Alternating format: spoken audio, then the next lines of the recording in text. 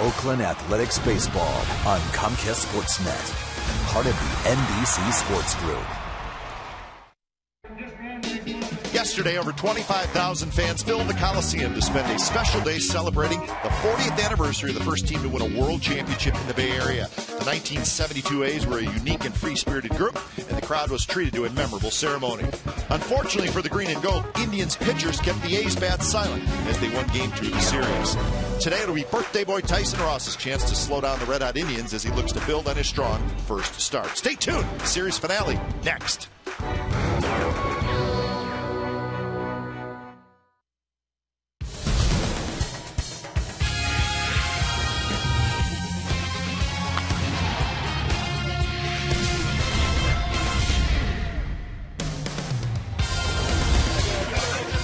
Sunday afternoon baseball from the Coliseum. That means it's tailgate time. Beautiful day for baseball as we get set for Game 3 of this three-game set. Tyson Ross and the Athletics, well, they're trying to salvage final game of the series, and Jack Hanahan, the former A, has been tough on his former team so far this year.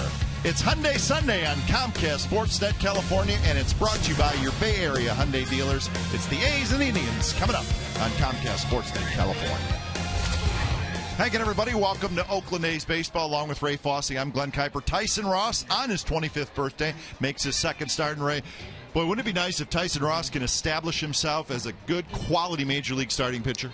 At 6'6", you think it's a little tough to get the ball down in the strike zone. However, everybody knows that if he's going to have success, he needs to get ground ball outs. He did it in Anaheim. He had done it before in Anaheim against the Angels. Did a tremendous job keeping the ball down. Also, he's added a split finger fastball. He had some 14 ground ball outs. When he keeps the ball down, he is exceptional. He's going to win a lot of games. Even though here at the Coliseum, it's a fly ball place where pitchers can live, but he needs to keep the ball on the ground. And for the Indians, Jack Hanahan, boy, he was hard on the A's last year, and he's been hard on the A's the first two games in this series. I don't think it's so much about against his former team. He just has kind of fallen into his own with the Cleveland Indians. Manny Acta has a lot of confidence in him playing third base offensively. He's come up with some huge hits, still doing what we saw him do here at the Coliseum and with the Athletics, coming through with the big hits. But, you know, he's a very good third baseman. I give him a lot of credit because he was let go by a couple of ball clubs. He did find a home in Cleveland, and I think what he has done is found a home at third base playing for Manny Acta. So he's getting the big hits. The A's are looking for the big hits, and they'll face a tough right-hander today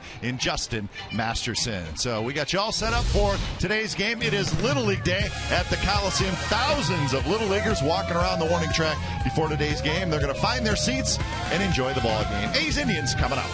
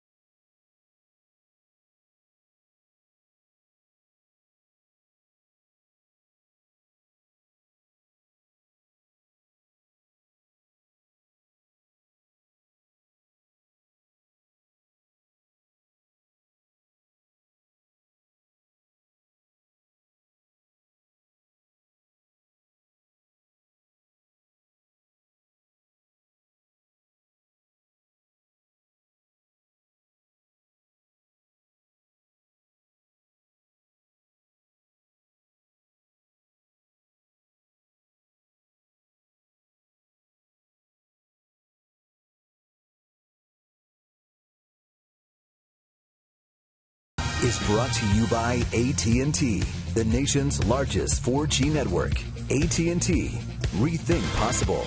And by Toyota. Check out the great deals at your local Toyota dealer today.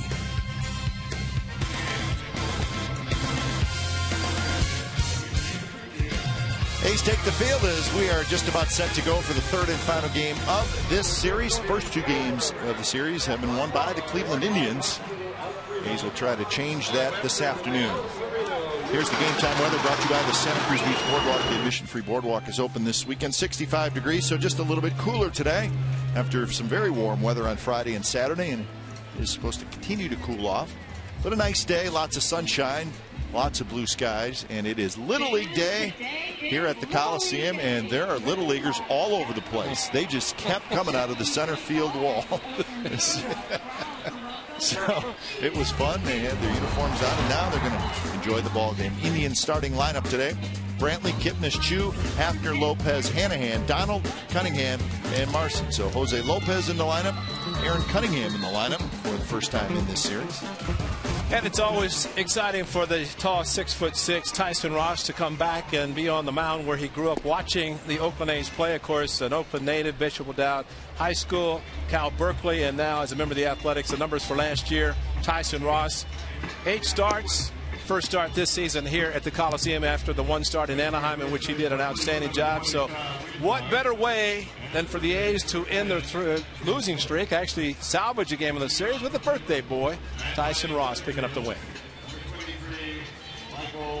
So Tyson Ross, he is set to go to work, facing Michael Brantley. Playing behind Tyson Ross this afternoon: Smith, Cespedes, Reddick in the outfield, Sogard, Pennington, Weeks, and Barton on the infield, with Kurt Suzuki behind the plate. So we're set to go. Brantley is in there. Ross is ready. And the third and final game of the series is underway. Ross's first pitch is a strike. It's Earth Week. Take a walk. It's good for you and good for the planet. Green lives here. You do that a lot, don't you? Yeah, feels good. Quick 0-2 to Michael Brantley. He'll be followed by Kipnis and then Chu. Couple of hits in the series for Brantley. The average at 212. As we saw in his last start down in Anaheim, Tyson Ross did a very good job. The ground ball outs, but a newfound split finger fastball that helped him get some strikeouts and additional ground ball outs, in addition to the 2-seamer that he throws, hard slider. So a nice complement of pitches, and add the split finger fastball, especially at his frame of 6'6", right over the top. Bounce to the right side where Barton has it. He'll flip to Ross, and that's the first out of the ball game.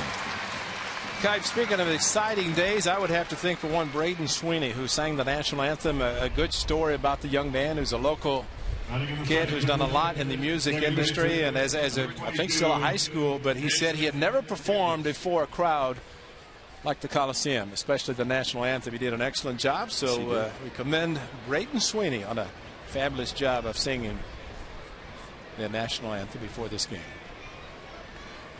Got a good voice. Yes. I heard it coming in as he's doing a sound check this morning. Heard him all the way out in the park. So you knew he was going to be good. Oh, yeah. But, you know, there is that delay here, and they all put the earplugs in so they don't hear themselves, because by the time they start singing or you're talking, then it comes out later. More action for Barton. He's got it. 2 outs. Well, that's what Tyson wants, the ground ball outs. And once again, Kurt Suzuki getting his running, backing up first base, but also running to the mound. And boy, that's, keep talking about it. It's so important. Tyson Ross taking the slow walk back from first base. But there's a sprint for the pitcher to cover first, which he has to do, especially when the ball hit to the right side. And whether he is involved in it or not, which Tyson has in both plays, just have to catch the breath. And what catcher Kurt Suzuki has been doing is making sure that he is ready to go when he gets back on the mound. 2 outs for Shin-Soo Choo. The Indians won on Friday night 4-3, and they won last night 5-1. So it's been a little bit of a frustrating series so far for the Athletics. Kind of feel like the pitchers have at least done their job giving the team a chance to win. Offense has come up a little short. And the Indians are playing good baseball right now. The Indians are 8-5 in the early going. But the most impressive thing is this is the final game of a 9-game road trip. They are 7-1 on this road trip. And that is impressive. And just do the math, what they were before heading out on the road, and how much better they played. Looking forward to getting back to Progressive Field. That one's drilled to left center, and it's hit well. Cespedes is at the wall, and he cannot get it. It drops right at his feet, and Chu has a double. So Shin-Soo Choo, the guy who will hit a lot of doubles, and he finds the left field wall. Well, that ball elevated about belt high, and Cespedes a good job. He has great jumping ability, as we have seen, but jumped and actually maybe jumped a little too soon. Might have been able to go to the base of the wall without jumping. Let's see where this ball is as he goes up, and came down. Actually, no, he needed to go up another foot or so. But I think if you look at the flags in left field in the view quarter, blowing in hard, that ball might have been knocked down by the wind because he hit it quite well. The flags in right field still pretty much, but in left field when coming in that small view quarter, it might maybe help Tyson Ross. Here's Travis Hafner. So Chu now 5 for 11 with 3 doubles in this series. A little bit short of the wall when he jumped up, but you know, the ball was hit too hard, similar to what happened with Reddick last night.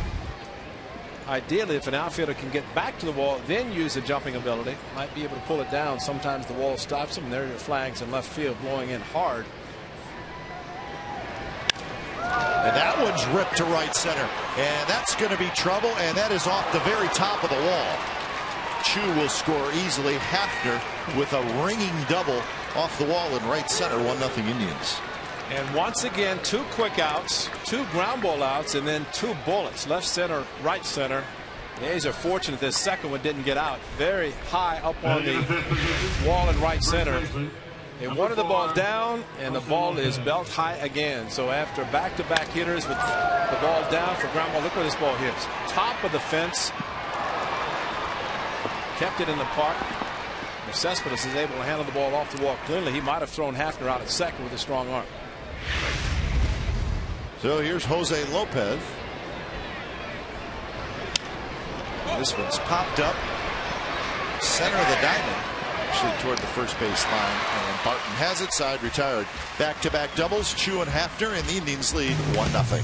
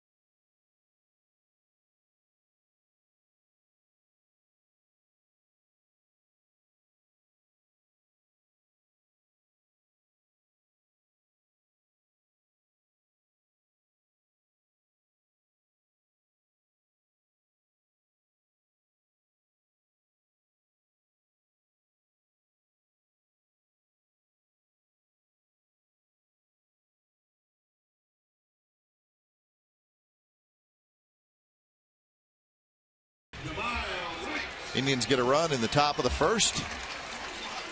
So here's the Athletics lineup for today. Weeks, Pennington, Reddick, Cespedes, Kaihue, Smith, Suzuki, Martin, Sogar. So Jamal Weeks in the leadoff spot. Masterson's first pitch is outside. So big Justin Masterson. Doesn't really throw hard, but his deception is tremendous. Pant legs pulled high, showing all his stirrup sock. Slings the ball. Good sinking action.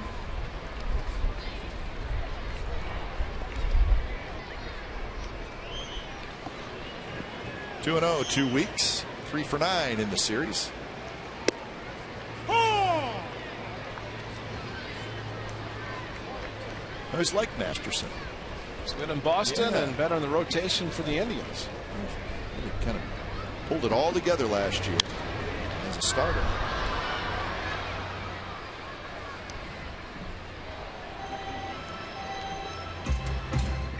Last pitch against the A's in 2010 in his start. Elevated earned run average, but again, it's made the adjustment into the rotation coming over from the Boston Red Sox, and he's done quite well. Well, he got knocked around in his last start. He gave up 8 earned runs in 3 2/3 innings at Seattle, so the ERA took a pretty good hit there.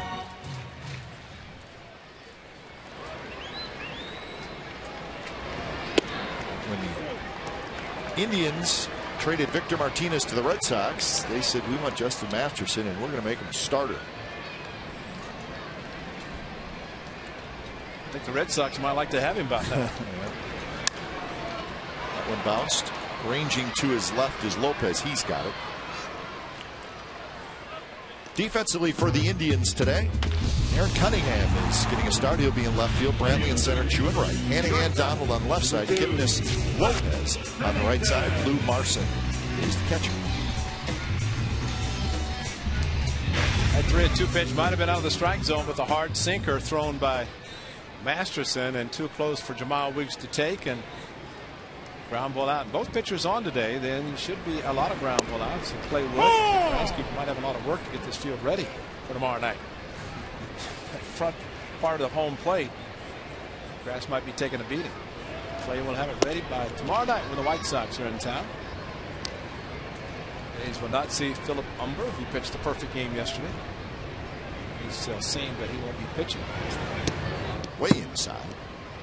2-1 to Cliff Pennington, hitting .207 with an RBI. I thought Umber's comments appropriate for really any pitcher, because you think of only 21 perfect games thrown in the history of baseball, and he says, how could I be on that list? Well, everybody would say that. I mean, because a perfecto is out of the ordinary.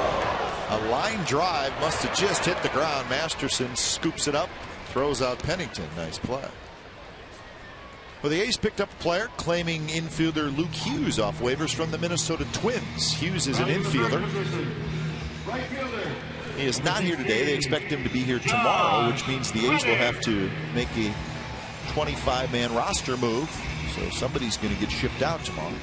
So Dallas Braden placed on the 60-day disabled list to allow a spot on the 40-man roster for him.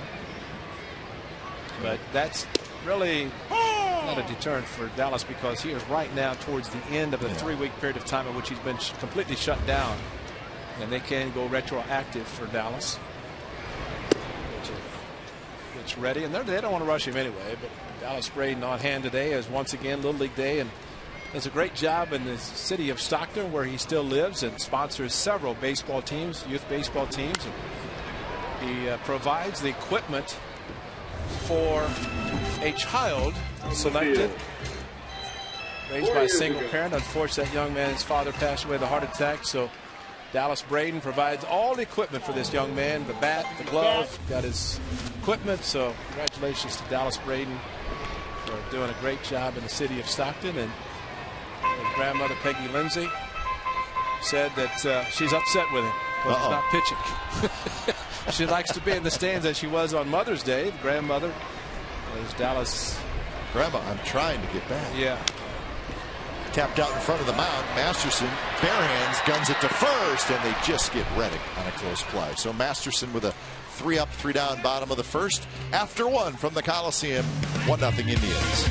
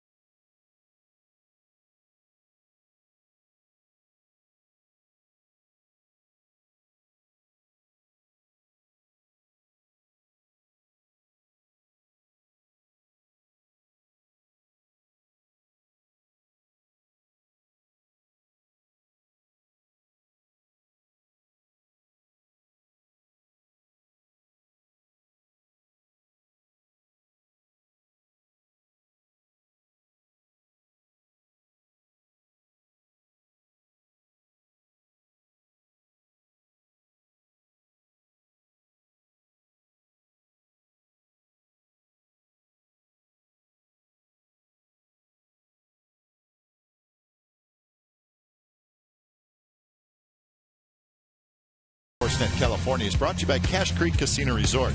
Swing away for big league cash only at Cache Creek. Visit CacheCreek.com for details.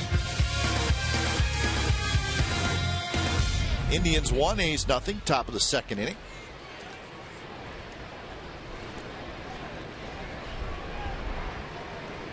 It'll be Hanahan, Donald, and Cunningham. That's the pitch Tyson wants to throw. We saw Justin Masterson throw the sinking fastball, got 3 ground ball outs, and first pitch to Hanahan down. He has taken advantage. Some pitches have been elevated so far in this series, but that was a good sinker down on the zone. Hanahan, 342 the average with a homer and 11 RBIs. Talked about Jack in the open of our show. 3 for 6 in this series with 3 RBIs.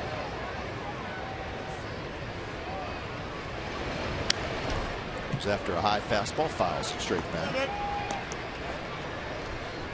Told you the Indians are 8-5. The A's are 7-9. A's are 3-6 at home, 4-3 on the road. And just hoping to be about 4-2 on this homestand after a 4-3 road trip, and A's win 4 in a row. They'll get to that point, but a little bit of an uphill battle. Get the Indians first. A hot team on the road. They need a loss to head back to Cleveland, where it's supposed to be snowing tomorrow. They will go home for a 6-game set. Kansas City and the Angels. Rick Manning, who is working on the television side, played for the Indians, lives in Scottsdale, spring training in Goodyear, in Oakland, beautiful weather, and he says it's supposed to snow tomorrow and Tuesday in Cleveland. Wow. Indians do have an off day tomorrow, which sounds like they may need it with that kind of weather. They started 1-4 and since then 7-1 all on the road. Here's Rick Manning. Archie, as they call him, and the grandson yesterday, and he said he jumped on Bart before the game, went down to Fremont area and watched his grandson play some baseball, T-ball. So Hanahan with a leadoff walk. Well, last night the A's were down 2-1, and here's a ball that Cespedes just lost and dropped in front of him. Reddick said, I got it, went up and jumped too high, the ball a little bit below. A couple of runs scored, then Johnny Gomes with the ball off the thumb of his glove, banged into the wall. So just an inning in which the A's did trail by just 1 run, but when the inning was over, it was a 5-1 deficit and could not overcome the Indians bullpen again. So if you're not scoring runs, Kai, I think it's imperative that you get good defense. Can't make mistakes. Yeah, and pitching has been very good. Brandon McCarthy did not deserve another loss last night. He pitched too well for that. But if you're the Indians, they're very happy. They take advantage of mistakes, and they scored a 2-out run in the first inning today. Good pitch there. Donaldson swings over top. Well, there's a note, front page of the Indians team notes. It talks about the 2-out runs, right? They have now scored 28 runs with 2 outs on this road trip. That's a season, man. I'm serious. Yeah. That's a lot. Well, it is, but it just means they're getting the hits with 2 outs. Yeah. I mean, our big hits at a time when they need them, and that's what every manager and hitting coach wants to see. They coming through with the big hits. So 28 2-out runs in their last 9 games. That includes today. Last night they won 5-1. 4 of their 5 runs came with 2 outs.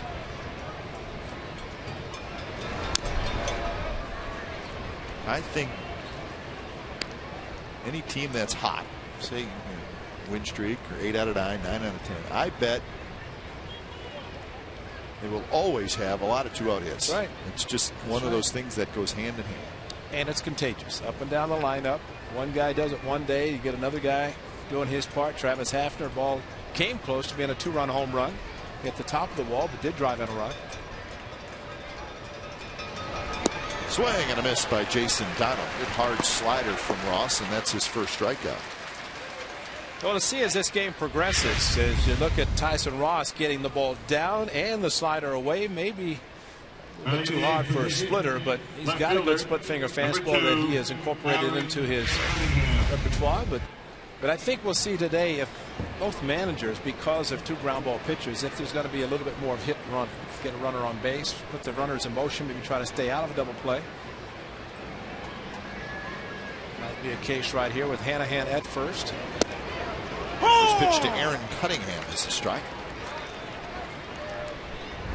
Cunningham has had 1 at-bat in this series. Making 2 at-bats. 0 for 1 with a walk. But his first start in the series.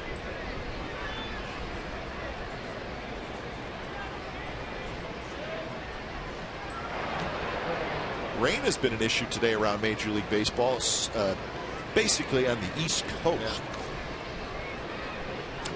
Giants and the Mets were rained out in New York.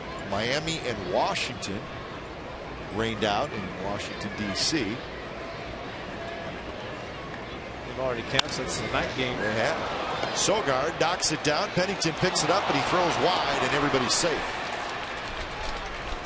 And that's the play that you get a break with the carom going right to Cliff Pennington, and you figure you're going to get a force out at second. And unfortunately, maybe Penny rushed his throw, which he did not need to. But Sogard off his glove, but there's Cliff Pennington and Jamal Weeks at second. Pulled him off the bag. It would have had the force. Blue Marson. Just a little bit offline. You can see Jack Hanahan not close to the bag.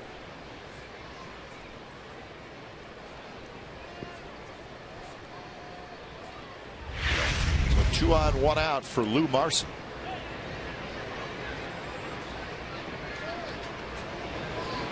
So it's a fielder's choice E6.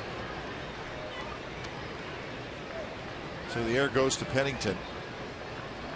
Well, they're looking at it as being the ground ball to Cliff Pennington, and even though the ball was hit hard, tough call because you hit a ball that hard. Sometimes it will result in a double play.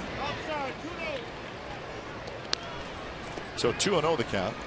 So we were talking about that rain, Ray, and you said the game in Boston, which is the Yankees and the Red Sox, which is the night game, that has already been called off. So obviously all up and down the East Coast it is raining and raining a lot. So 3 games canceled today. Well, I was looking at the forecast trying to see what it's going to be like in Boston when we get back there today and tomorrow. 100% chance, and they had flood warnings in the Boston area. So there's your East Coast. Last year we were there as the hurricane was coming in, not to the magnitude of what they anticipated, but if you call a game in Boston this early, it says something about the weather. 2-1 pitch to Marson, and that's a strike. That means have not heard what they're going to do with that. Oh, it'll be a day-night doubleheader sometime. There's no doubt. Giants and Mets do not play again in New York, so they will play a doubleheader tomorrow. Have not heard about the Marlins and Washington Nationals, but being in the same division will allow you to make up that game down the road. 2-2 pitch, that slider, Marson lays off. So full count. Hanahan at second, Cunningham at first.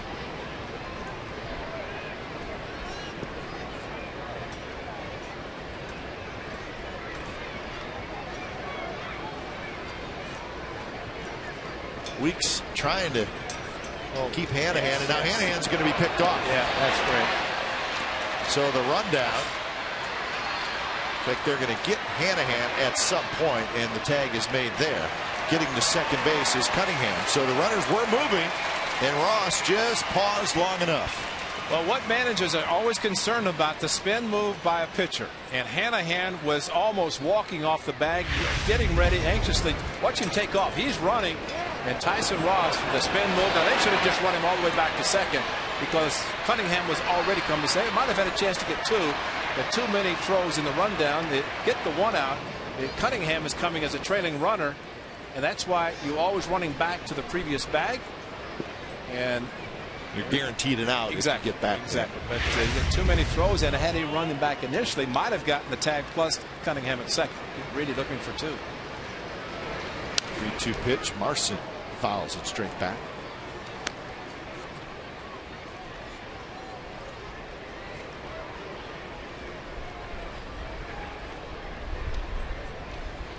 Now the runner's off second. Hanahan, of course, Cunningham. That's one. It's not to steal his base. It's to avoid a double play. And he just had such a big lead. Nobody holding him on. A very smart move by the A's with the spin move. Another 3-2 to Marson. Slow roller towards short. Pennington flips it across side, retired. So a walk and an error, but no damage done. Bottom of the second. Coming up, 1-0 Cleveland.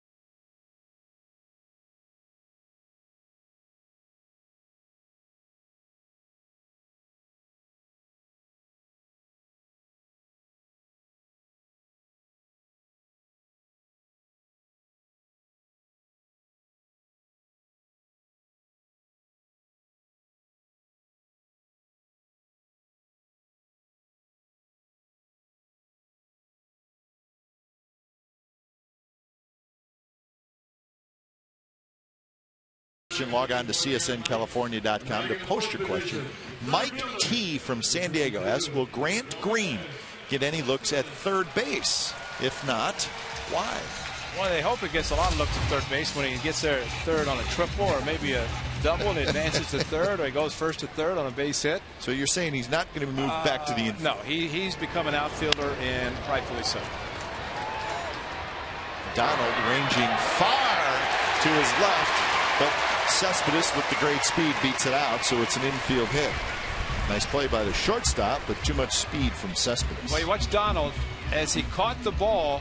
He took an extra step maybe to get a better grip. He needed to unload almost like he's turning a double play. Once it got past Masterson and then kind of carried over. But watch this, 1, 2, and there, a little bit of a loopy throw, and Cespedes has too much speed to give him an extra step. But he didn't really turn it on until he was about 4 steps out of the batter's box. Thought maybe he thought it was going to be up the middle. Well, but he's got strong ankles. Jumping the bag like that. It's CLE AT OAK getting a start today as the designated hitter. But getting back to Grant Green, who was the A's #1 pick in 2009, and he was a shortstop coming out of college. A's moved him to the outfield. He is in AAA Sacramento. Well, I'll say this, Mike Gallego, the A's third base coach, infield coach, worked with him so much a few springs ago when he was in camp.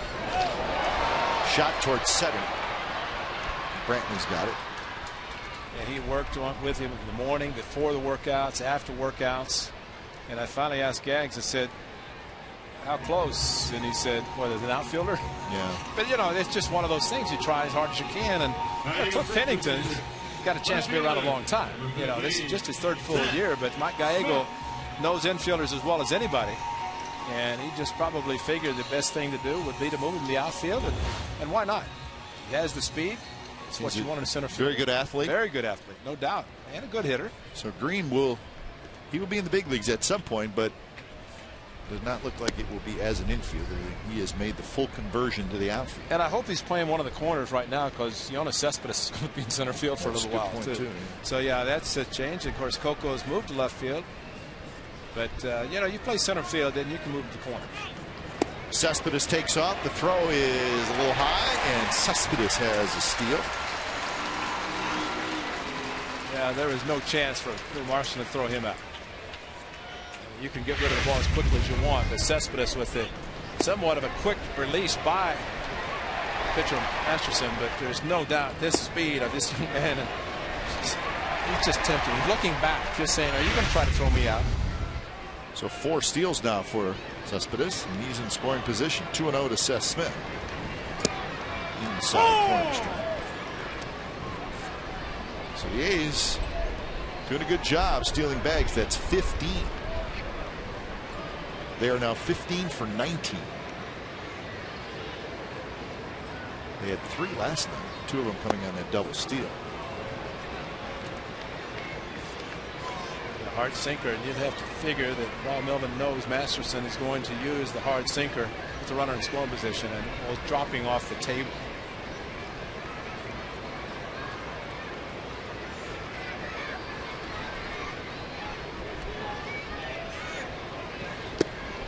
Swing and a miss on a ball tailing away from Seth Smith. So that is out number 2. 90-mile-an-hour two-seam fastball. Watch the movement on this pitch, and it just starts. And actually, Lou Morrison's doing a good job as the catcher. When you have the movement on a fastball, Masterson has. The worst thing a catcher can do is try to set up on a corner. So Morrison just setting up in the middle of the plate and let the movement go either side. Well, Masterson has that really low 3/4 delivery, and he is big. He's 6'6", 250 pounds. So there's a lot of arm and body coming at you, and then it's really down from the side a little bit. So he is not going to be able to throw a straight pitch. He doesn't want to.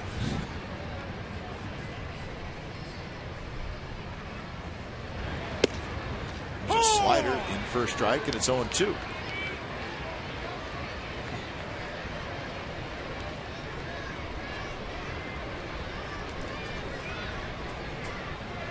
Kurt Suzuki has a little meeting with himself. Kurt hitting 195 with no homers and 5 RBIs.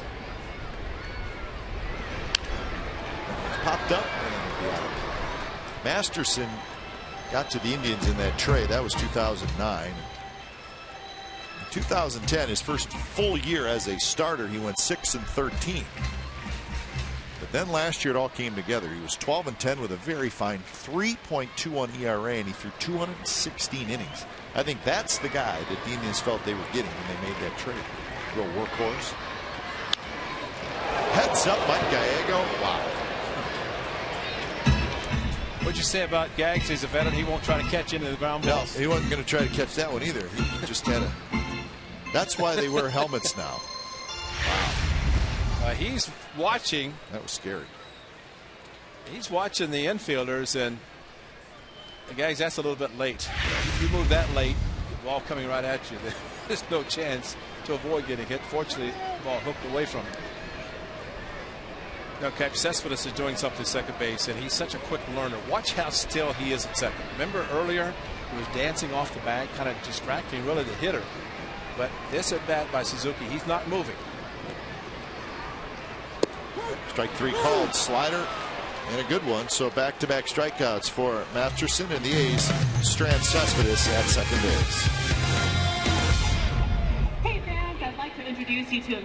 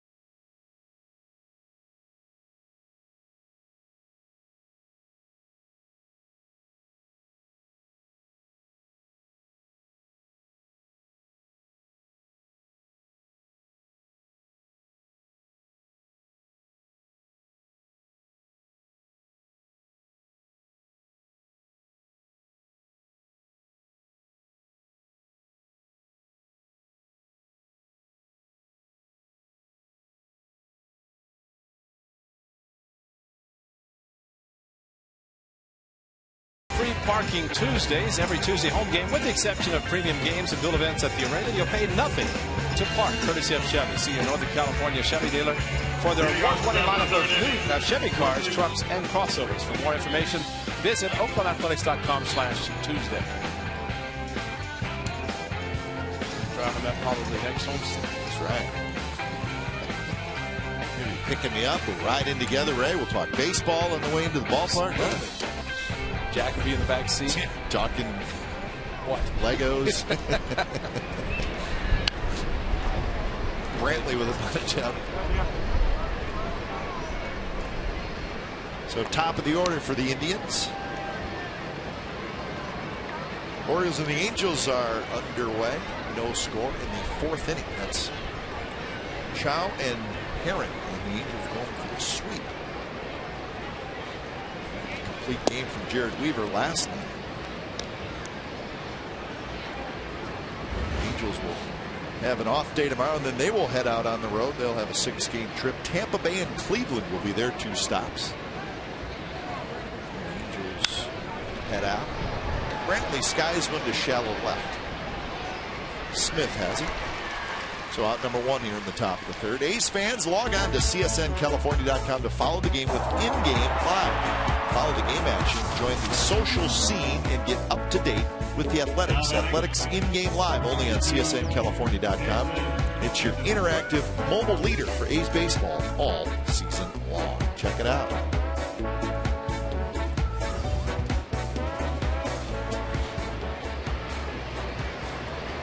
Jason Kipnis steps in.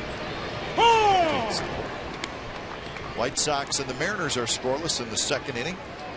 Danks for Chicago, Millwood for Seattle, and of course we all know what happened yesterday. The perfect game thrown by Philip Humber, and the White Sox going for the sweep of Seattle.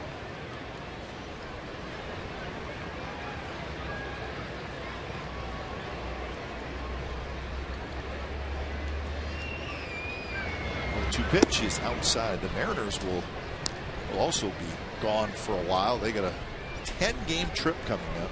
Detroit, Toronto, and Tampa Bay. They'll play a 4-game series in Tampa Bay. So both the Mariners and the Angels head out on the road. And the Angels will be gone for a while as well. Yeah, that's a tough trip. Some tough teams. A's will be playing on the 9-game trip. Baltimore, Boston, Tampa, right? So 10 days with the off day in between Boston and Tampa. Now the A's are hopeful that the Red Sox are having a tough time at home, as they have done. They've not won at home yet. Inside corner and a good pitch. Strike 3 called. Little movement on the inside corner. The ball coming back, and again Kipnis back thinking the ball was inside. Good location. And actually the Red Sox and the Yankees caught a break with that night game. That was probably going to start about 8:20, and as long as they play games anyway, you're looking at finishing tomorrow morning. Yeah.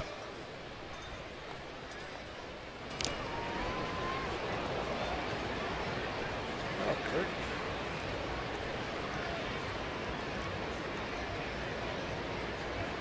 That young man takes a beating. Well, a bunt attempt that was missed, but it came straight down into Kurt Suzuki. Got him on the right knee. Although there's padding there, that still is a hard thump on the knee, especially as you get down in the catcher position. It tightens up, makes it a little bit hard to squat. On the swing, 0-2 to Shin-Soo Choo, doubled and scored in the 1st inning.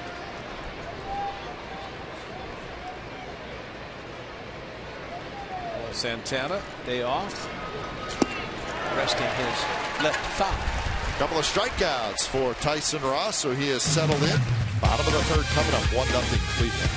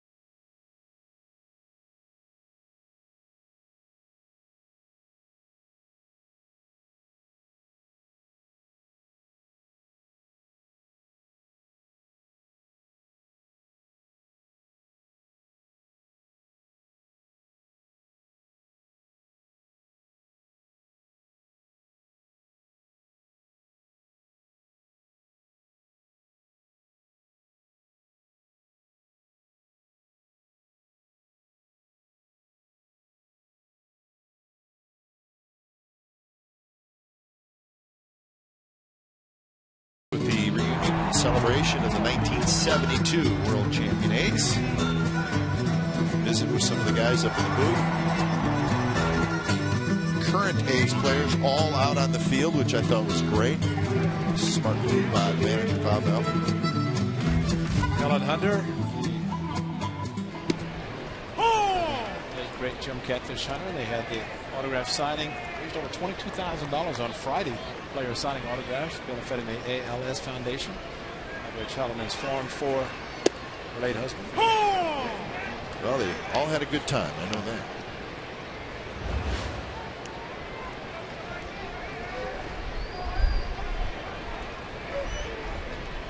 Fingers throughout the ceremonial first pitch.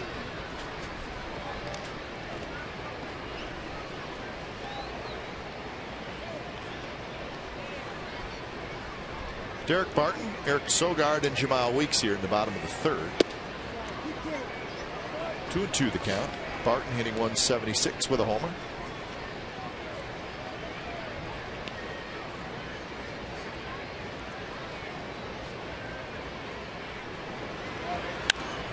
This one's popped up, and it will reach the seats.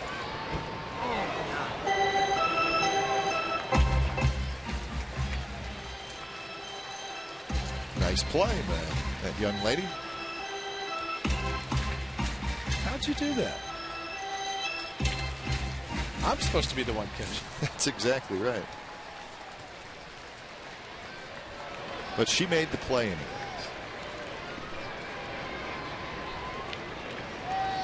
So another 2-2 to Barton. Slider that stays inside. Barton holds up. Full count.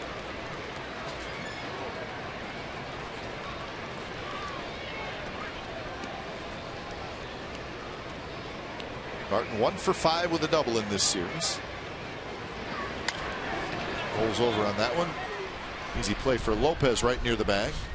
And that's out number 1. That gets us to our Geico quote of the game Bob Melvin talks about. The 1970s A's dynasty.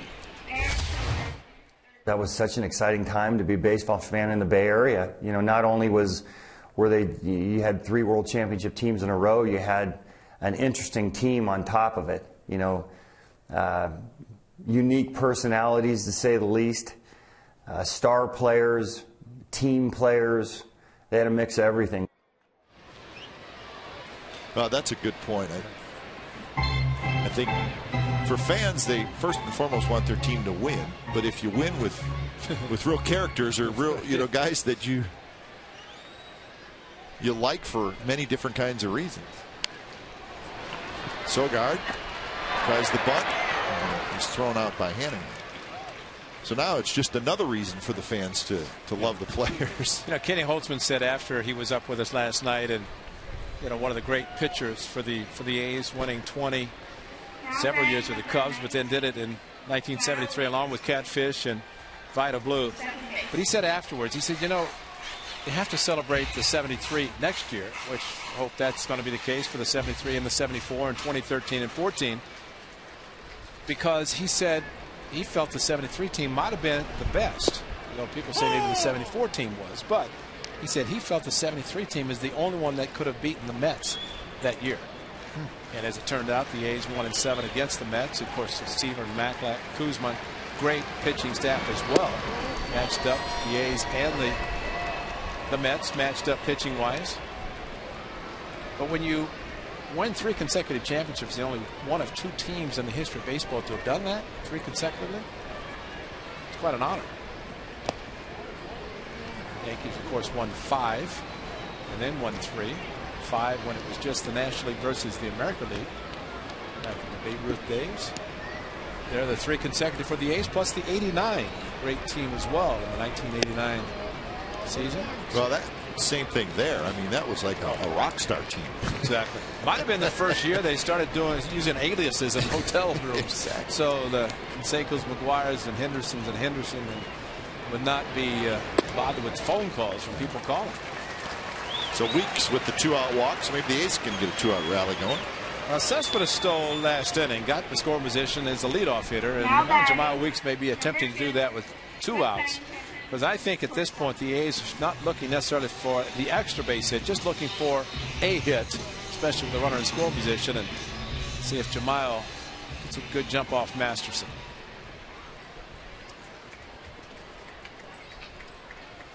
Weeks is 3 for 4 in steal attempts this year. Bluff's going and takes a ball low. Pennington showed bunt, but it may have been just a. Yeah. I'm going to try to disturb the catcher a little bit. Plus, after walking Jamiel, he took the 3-1 like he's taking all the way, maybe looking for a strike. I think Pennington, after Masterson a tough time throwing a strike to Jamiel, might have been taking as well. This one's hit right center. Chu on the move, and he can't get it. It goes all the way to the wall, and Weeks digging around third, and the A's get the big hit from Cliff Pennington, and it's 1-1.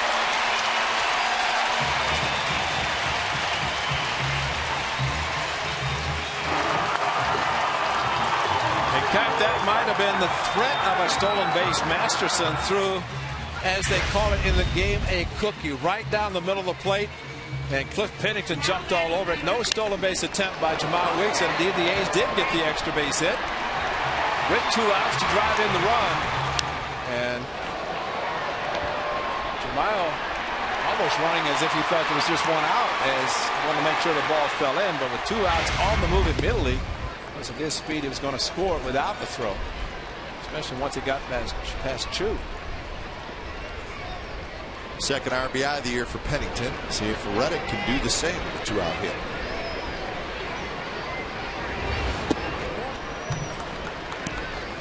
Well, the A's turning the tables on the Indians. 2 outs and a walk and a double. The Indians 2 quick outs at the top of the first, back-to-back doubles to score their run.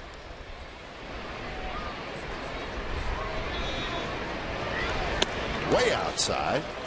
3-0 to Reddick.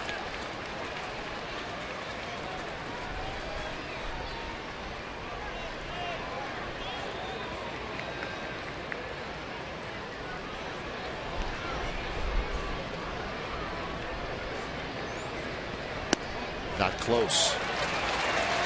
So Reddick gets his walk. And as I look at the stat sheet, Ray, hard to believe, but that is the first walk that Josh Reddick has received this year. Number 52, so in game number 17, Reddick gets his first walk. There's a great story about that. When he played for the Red Sox organization, they were going to fine him if he didn't take pitches. I don't think they're doing that here. No. Came over to hit, drive in runs, and Cespedes trying to do the same thing. Missed again. Larson's going to have a chat.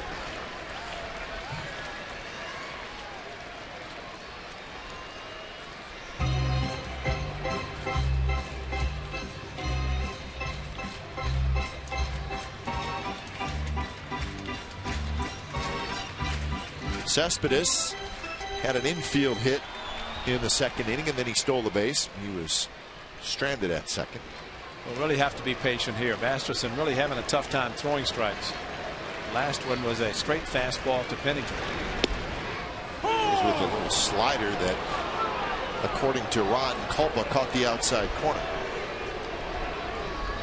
A couple of starts at the Coliseum in his career. Remember, he did not face the A's last year. Both runners take off, swing and a miss, and no throw, so it will be a double steal. So 2 more stolen bases for the A's. Pennington gets one, Reddick gets one. Yeah, and great jumps. Reddick, the trailing runner. There's no chance for Marson to do anything. It's a slider, and Cespedes, pretty good pitch to hit, but no contact, but also no throw for either third or second. 1-2 pitch is popped up. Slider that was up. Lopez grabs it side retired. A's going to run on Pennington's double. We are going to the 4th inning. It's 1-1.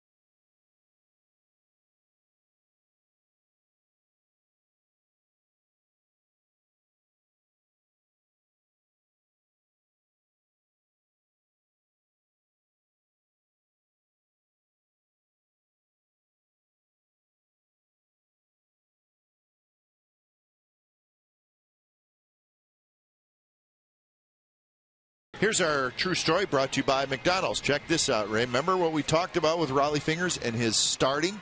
On this date in 1969, Rollie Fingers tosses the first of his 2 career shutouts. It was a 5-hitter. The A's won 7-0 at Minnesota. It was also his first career start. Well, things must have started okay for Rollie Fingers as a starter. Yeah, but remember, he described himself as a head case between that win and his next start. Maybe it was a while. Right? Rollie knew best, and the rubber arm that he possessed was unlike no others. And he even thrown out the first pitch last night. Pretty good pitch. Exactly. Had a little velocity. Oh, yeah. I mean, I'm sure as a Hall of Famer, he does that a lot. Whether in spring training or traveling around the country during the season, but he threw a perfect strike just like he did in his playing days.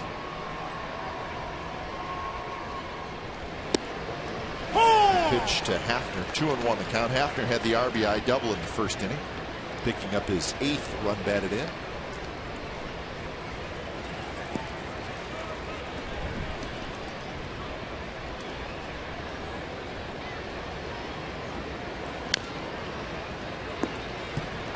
It looks like Tyson Ross has found a little groove.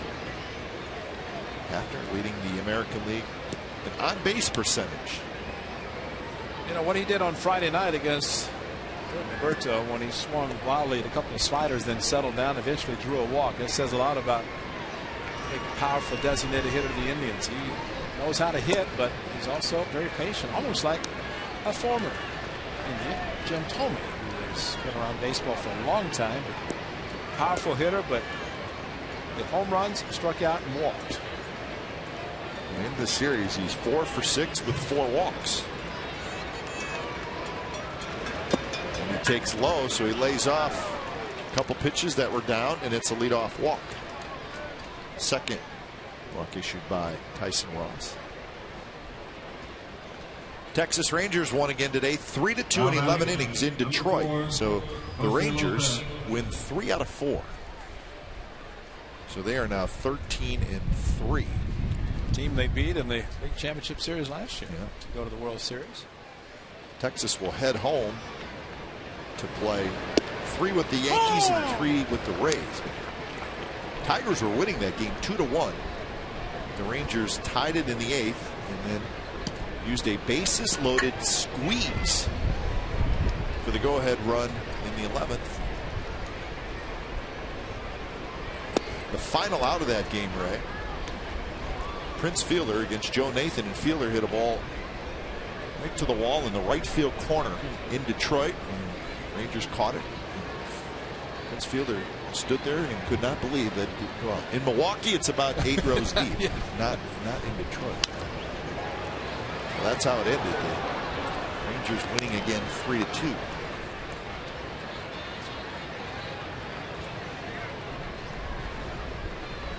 Not a sign there if they had not moved the fences.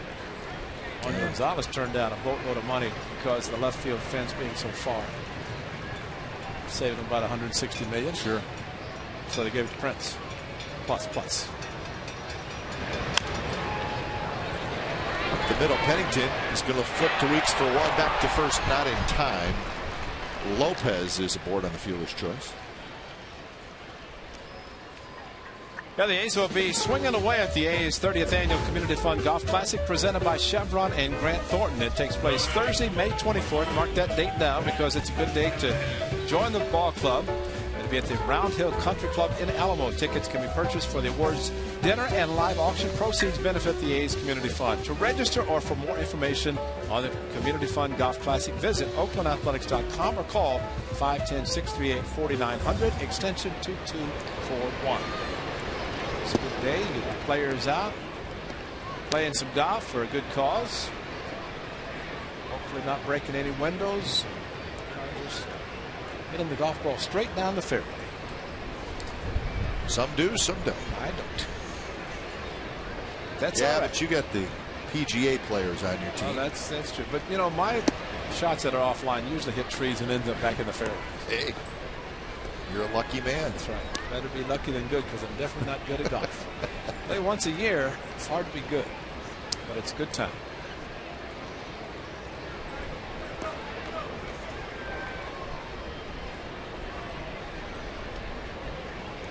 2-0 to Hanahan, who walked in the second inning. Lopez now the runner at first, and Jack Hanahan has done it again. He's got another hit. Test his arm. Lopez is smarter than that. 4th hit in the series for Hanahan. Well, he's selective enough until he gets a pitch that he can handle. A 2-0 fastball, middle of the plate. And Hanahan last night, some balls to left field, some right field. They had a few home runs, not a lot, but they'll find a way to get on base.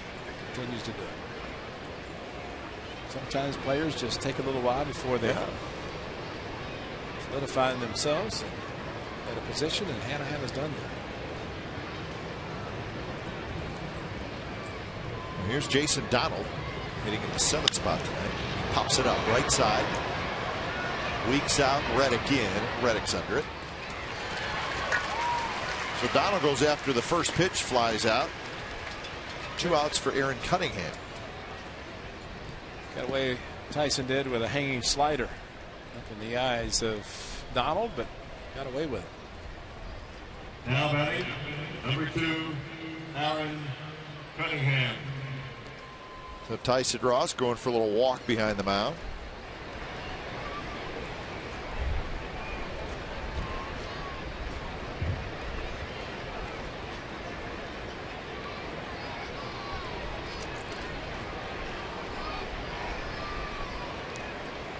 Cunningham reached out an error in the second inning.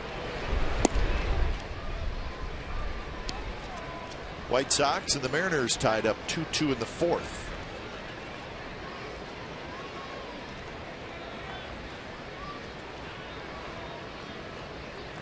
The White Sox will be here tomorrow night for a 3-game set.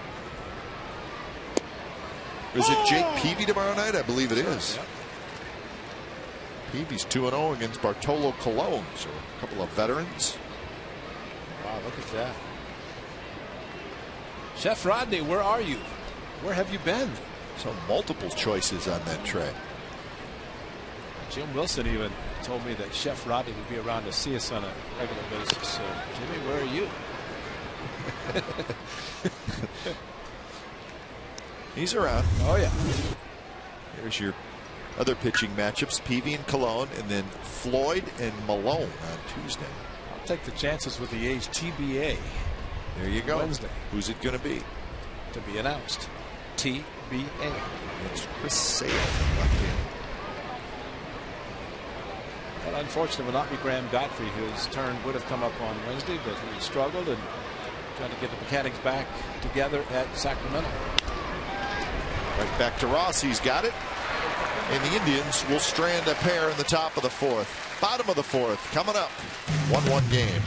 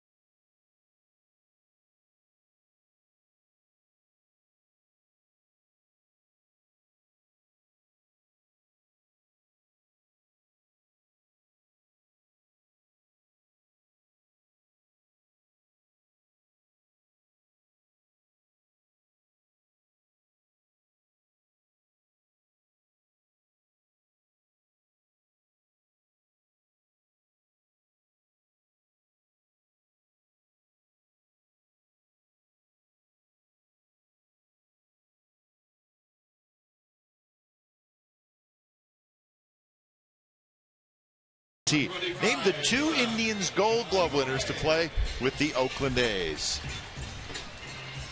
Oh, come on. Come on, man. Come on, man. I mean, you're gonna throw me a. I mean, there's easy and then there's easy.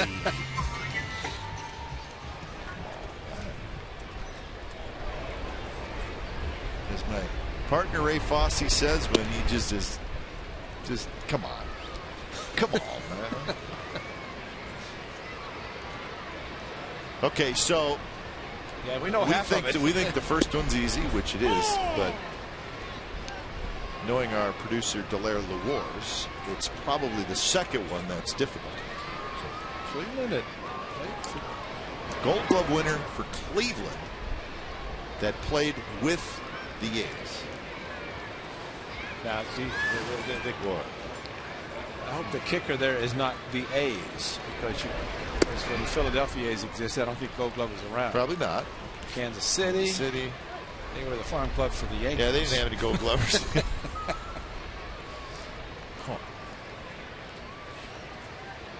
Big shift on for Kaihui. Big shift. It's hard to believe with Masterson's hard sinker away from Kaihui that his do is be a little bit late on a swing and be a natural hit to left field. 3-2 pitch outside. Masterson walks in. Now coming to the Coliseum Friday, May the 11th, when the A's play the Tigers and get a Swingin' A's fleece blanket presented by the Bay Area News Group. I think the Cleveland Indians broadcast team would like to take that back to Cleveland for the snow tomorrow. Stay warm at A's night games with season long with this great throwback item. For more information and tickets, go to oaklandathletics.com/tickets. Fleece blanket, that's always a good one. Great item to bring to the Coliseum and wrap yourself up on some marine layer nights. But boy, what a beautiful day today down the Bay Area. Love that logo. Look at the cleats. Well, the white cleats are. They have the spikes on the bottom. Prominently displayed. That's the kind you wore. That's right. Drill to right. Down the line. Gone. Seth Smith gives the A's a 3-1 lead.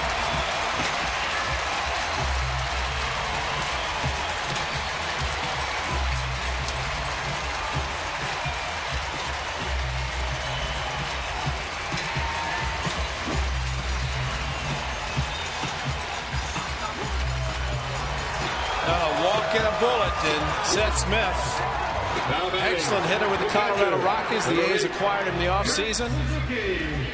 It must have felt like a Coors Field shot there, although it didn't need any help, just a matter of staying fair. And Seth Smith got one. And Justin Masterson had a tough time throwing strikes, and after walking Kaihui, as he did with Pennington, a pretty good pitch to hit. 15 last year. And his first this year with the A's. Here it is. They try to go inside and a little bit above the belt, and a line drive. He was trying to make sure it stayed fair. Oh, a great swing, very aggressive. He knew it was gone. Just a matter of staying in fair. Probably hit it too hard for it to hook. Well, let's see. He's at 22nd. He's a week ahead of Matt Holliday, who came from the Rockies. It took him until April the 29th. Did his first one as a member of the Athletics. Cliff Pennington happy for Seth Smith. Masterson, the pitcher, and he ends up catching it. He runs into Marson. It helps being 6'6", 250 pounds. As he towers over Marson. But that's a very good play by the pitcher. He was calling for it all the way. And it's going to be a tough play for Marson, the catcher, as his back was to the plate. And then Mr. Masterson, a nice recovery as he took the carom. He looked like he went up for a rebound and played the rebound. But he's called for walking. Yeah, traveling.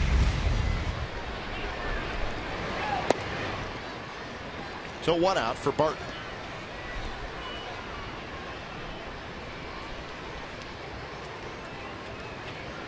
bounced out to first in his first at bat. So Seth Smith with a 2-run homer here in the 4th inning to give the A's the 3-1 lead.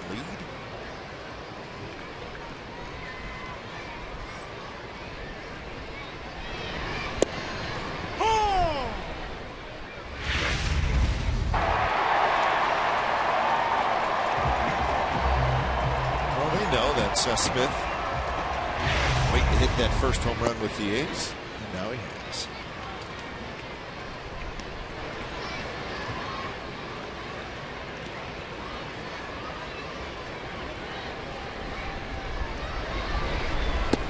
It's not bad if you're not a home run hitter. But if you have hit home runs, you keep wondering, what am I going to do the first one? Game 17 for the A's, and finally, the first one happens for Seth Smith. And another walk. So Barton, a good take. That's 4 walks now for Masterson. Oh, we talk about it, Kite, but when you have a hard sinking fastball, when you get to 3-1, 3-2, even though their fastball hitter counts, the old equalizer is a great movement, and it's tough when you see good sinker ball pitchers throw something other than the hard sinker, especially 3-2, and try to finesse a hitter into making out on a slider.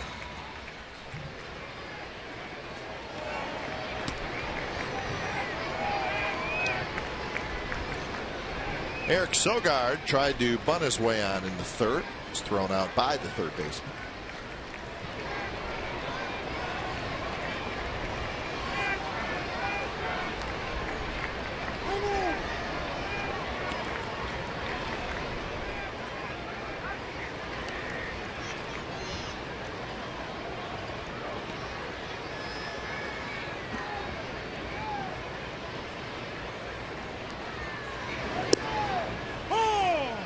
That's an unhittable pitch.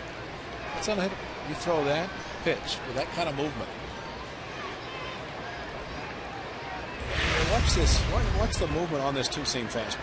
Up and down, right in the heart of the plate. As a hitter, you freeze and you don't know what to do, because you think it's a ball when it comes at you, and then the movement, it's in the strike zone. That's why it's hard not to throw that in a count where you need to throw a strike to get a hitter to swing at a pitch.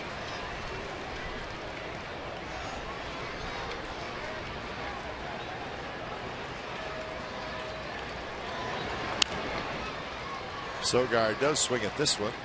Fouls it up well above the A's dugout.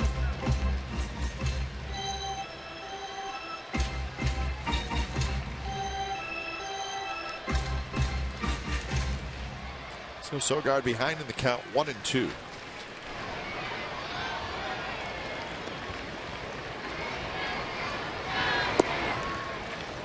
The Rays beat the Twins this afternoon 6-2 down in Florida. Neiman got his first win. Liriano took the loss. Josh Willingham went 0 for 2 of the walk, so Willingham's season opening 15-game hitting streak comes to an end today. 15-gamer to start it. Several home runs. Yeah. Minnesota now 5-11 with their loss today. Well, they lost some players in the offseason. Yeah. Free agents going elsewhere. I thought Joe Nathan, after he re-signed with the Twins, of course he had some arm problems, but he re-signed, wanted to stay in the Twin Cities, but ultimately signed with the Rangers this past offseason as they're closing out with Tally Fleas going to rotation. You'd figure Derek Barton's going to be right. It's sinker ball pitcher. Sogard, pretty good chance he's going to make contact. Takes off, and the pitch is outside. Another walk. That's 5 now for Masterson.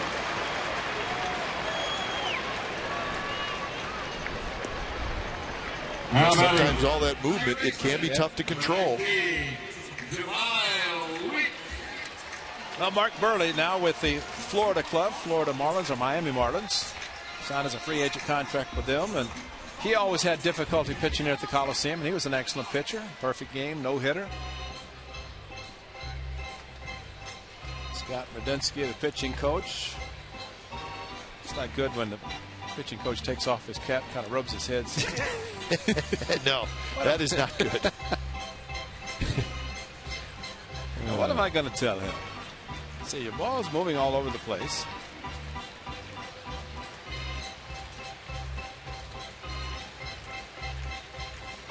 I said that about managers. Managers are very good at probably keep their emotions in check when it comes to their own players. Yeah. But when you see a manager shaking his head in the dugout, that means it's especially bad.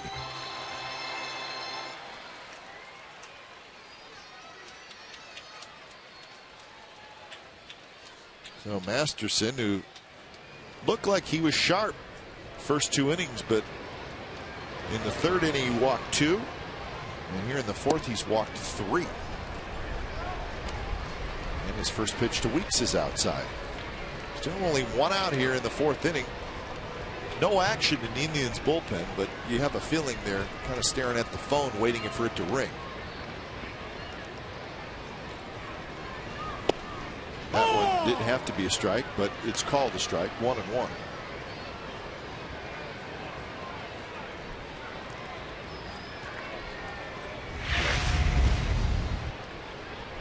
Well, you talked about the movement. There it is. Hit the outside corner, according to Ron Coppola. Weeks, good swing. Pops the foul.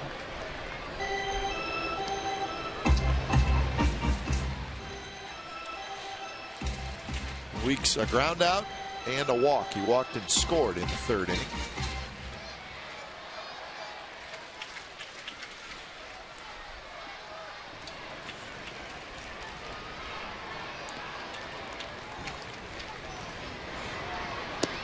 That one not close again. Got to be a lousy feeling if you're a pitcher and you're just not quite sure where the ball's going. And especially, if your number 1 pitch is the 2-seamer, the one that moves a line, just trying to control it.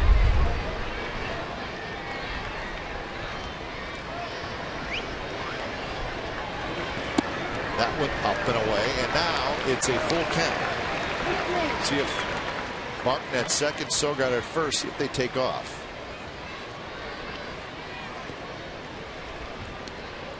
30 in the inning, 83 in the game.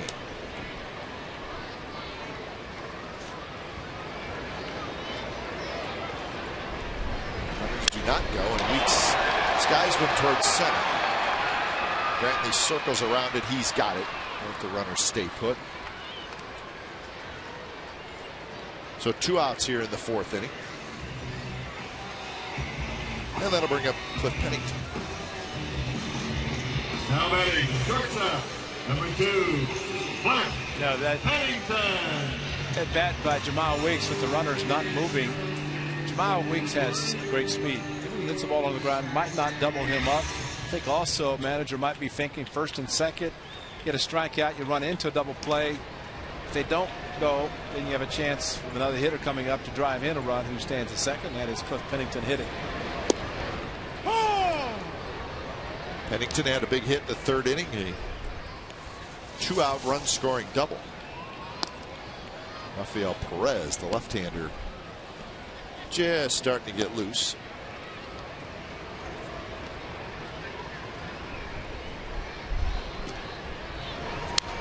Pennington straight back to the screen. So that double in the 3rd inning, the only hit for Pennington in the series, but it was a big one.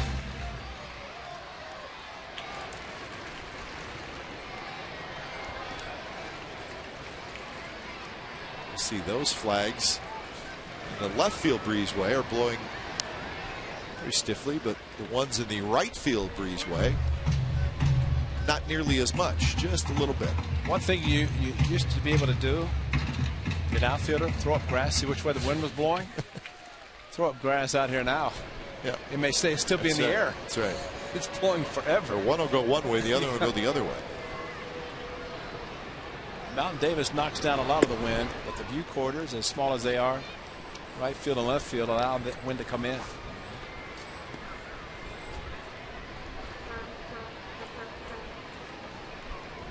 There it is, the monster in center field, and any wind blowing straight in from center field will be blocked by that. Hanahan fighting the sun to step into foul territory. He's got it side retired. Seth Smith with a 2-run homer, his first home run as an Athletic. So we're on to the 5th inning. The Yankees now with a 3-1 lead.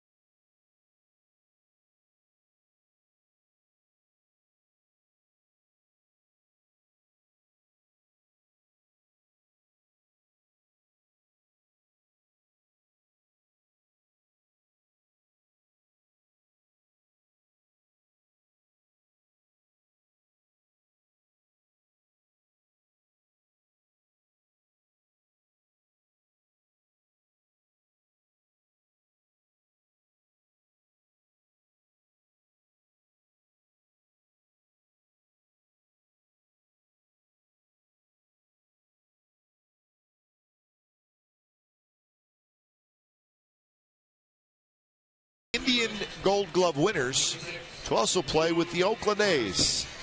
We know one of them, my partner Ray Fosse. But I would not have gotten Vic Davalillo. Would you have gotten Vic Davalillo? Well, Vic Davalillo was a late pickup by the late Charles O. Finley in the playoff run in 73, 74, one of those years. So he was a teammate of mine in Cleveland many, many years ago, but didn't know he wanted to go glove. He did.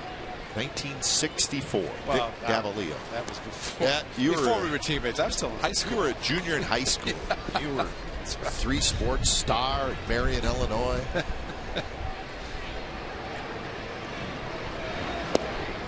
Davalillo could hit. Matter of fact, he was, well, I want to say 73. I have to look at it, but you know, you have the voting the shares for postseason. And usually, unless the guy's there all season, he's not involved in the voting. Remember, he played so well in postseason that we opened the voting and gave him a bigger share. Wow, that's a big deal. Yeah. So it's you know, otherwise it's just a token amount of money, whatever. But guys got together and said, you know, he's really helped us win. Let's change it, and we did. 3-0 pitch just misses, and it's a leadoff walk. A little bit more on my partner. We love to look back. I haven't seen that baseball card. That's the all-red uniform. Wow. Tommy Harper got you 13 times, but he was one of the few.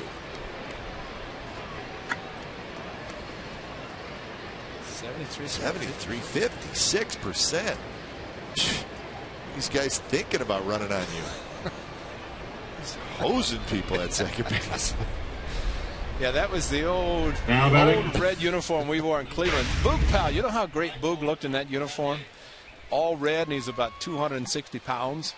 Solid first baseman, but he Boog Powell and all red. There's a lot of different terms, phrases used with Boog Powell in the all red uniform. Very few we could use on the air, probably. So that was 76, the all red. Brother had it. He did. Oh yeah. Styling in the all red. Rick Manning. Red spikes. You have the red spikes. Puma spikes. Tyson, you got a lead. They got you some runs, and that's a good breaking ball after 5 fastballs out of the strike zone, walking Lou Morrison, the ninth place hitter.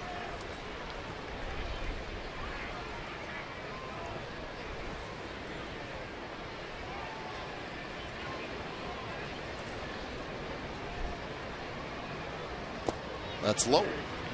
2-1 to the leadoff man, Michael Brandt. Boy, Ray, how about the Royals? They lost again today. At home. Toronto 5, Kansas City 3. Ricky Romero is now 3-0. Danny Duffy, good young left-hander we saw here, took the loss. He's 1-2. My, oh my, that is 10 consecutive losses for the Kansas City Royals. They're 3-12. And amazingly, the last game they won was here. The last win was the rain shortened first start by first start by Graham Godfrey. Yeah, and then the A's came back on the Wednesday and won, and that started the losing streak. So the Royals, who at least had hopes of contending this year, and they very well still may, but they're going to have a little bit of a climb back into this. They're now 3-12. That's too good of a ball club. Well, yeah, and I know we noted it the other night that the entire losing streak, except for that one game in Oakland, has been at home. So that'll upset the fans a little bit. Liner, Weeks has it to the first, double play. Quickly, 2 outs. Well, that's a great play by Jamal Weeks. He turned it like he's turning a double play. Line drive, Lou Morrison, just a couple of steps, but too many steps. And that quickly, a double play, line drive, and Jamal Weeks with a stretch, getting out of the way of the slide by Morrison and Eric Barton. A very nice job. Well, they always say with a line drive hit in front of you, you do not want to take a couple of steps, but in that case, Morrison just took 2 and got it. You think of Tyson Ross, a ground ball pitcher, you're hoping for a ground ball double play and take the line drive, which happened to be right at the second baseman for the A's.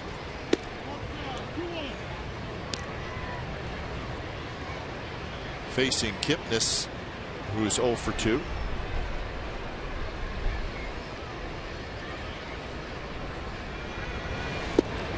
That's a good pitch down around the knees.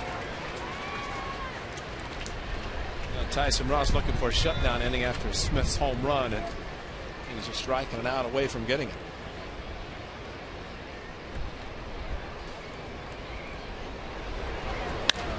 And that one's ripped down the right field line, and it's fair. Short hops the wall. Kipnis has good speed. He digs for second, and he's got a 2-out double. Reddick did a nice job getting it back in quickly. It's just that Kipnis is very fast. Well, Kipnis had to run hard, and he thought of it might have been a home run. He knew with a topspin it's not going to be a home run, but if he had not been running hard, watch the play by Josh Reddick, taking the carom off the wall, bare hand, spin, and look at this throw on the line to second base, right on the bag. So Kipnis wanted to get in the scoring position, especially with 2 outs. He had to hustle to do it. Impressive arm by Josh Reddick. Third double of the afternoon for the Indians, and their 8th double in this series. And here's Chu.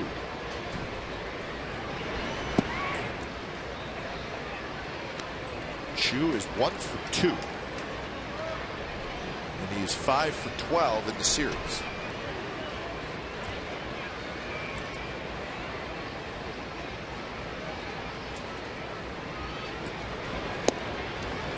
Another 1-0 with Hafner in the on-deck circle.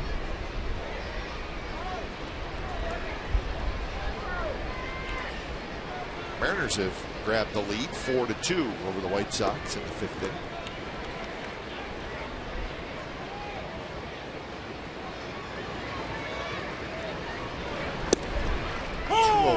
Breaking ball, and it's in first strike.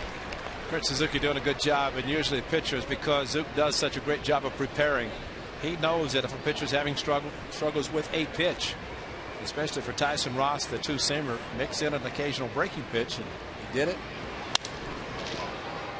Pennington has it. Side retired. Kipnis is stranded, bottom of the 5th. Coming up, it's the A's 3 and the Indians 1.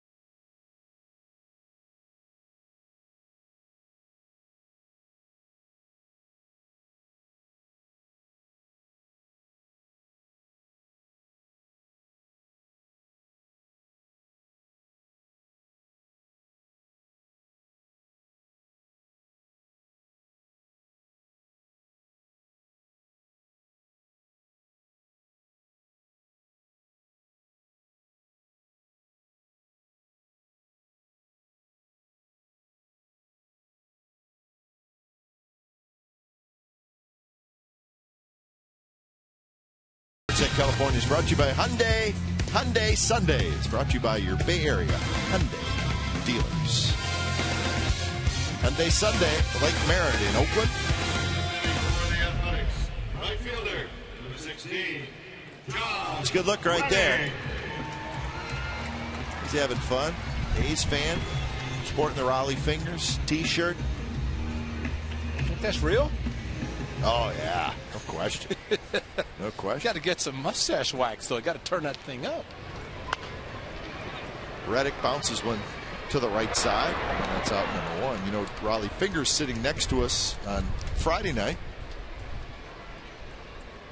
And, you know, he's 2 feet away from me. I just stared at the mustache every time I looked at him. Because you're wondering, oh, that thing is waxed up big time. It looks good. Made a lot of money with that handlebar mustache. That's what I'm saying. How often do you get 2 feet away from Raleigh Fingers' mustache?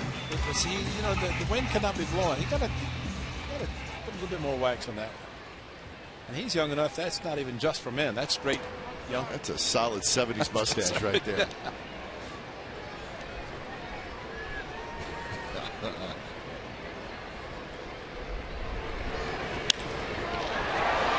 Center field, very high.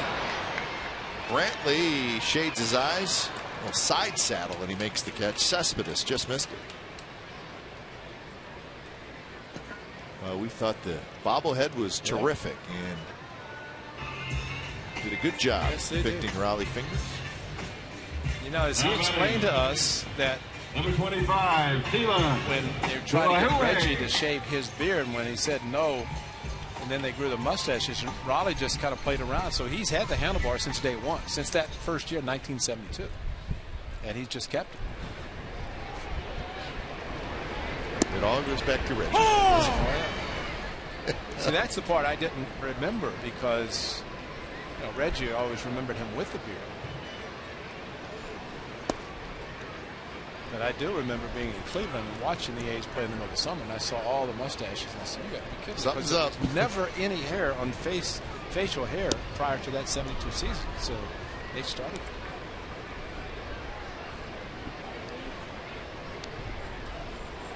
Dak had a good one. A lot of good ones around baseball since 72. 40 years of facial hair. Dak's hair is as good now as it was 20 years ago. Outfield grass, throw is wide. That's got to be a hit. If that is not a base hit, considering where Kipnis was playing and Kai Hui busting it, that's got to be a base hit. I bet it's an error. But look where it's played. I don't disagree with you, but I bet it's an error. I mean, Kai Hui was running. It's going to be a close play. We'll find out. That better be a base hit. If you put a shift on, and you hit a ball in the outfield that would normally be a base hit anyway. It's a hit. Yeah, that's good. I might have been out of my seat, even let you finish this to at least question. If that's the case, I wish they would have given him an error just to watch that. But Kipnis was about 10 feet out on the grass, and he did have to move a little bit, and it's a long throw.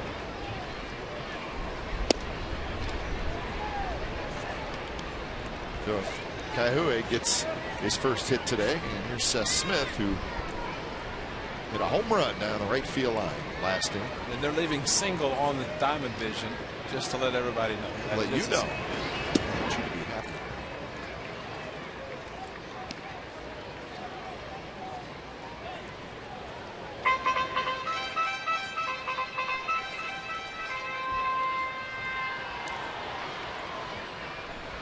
Two outs here in the bottom of the 5th inning.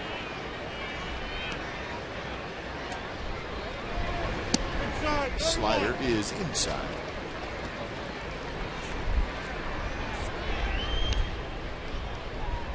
Right at 100 pitches. Pitch count is high for a number of reasons. One is the fact that Masterson has walked 5. Missed again, and he's walked 6. So it's a 2-out rally.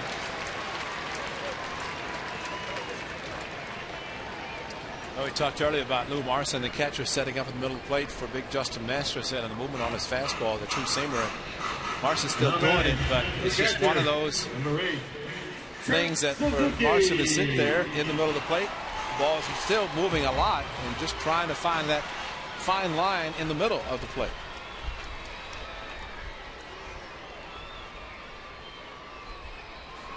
The phone is run. Who knows what's going on there? Nobody was anxious to get up and start throwing. Man. That's a base hit right field by Suzuki. Here comes Chu. He's got a good arm. The throw to the plate is offline. Kaiahue scores, and it's 4-1. It's a 2-out rally, partner. Take it.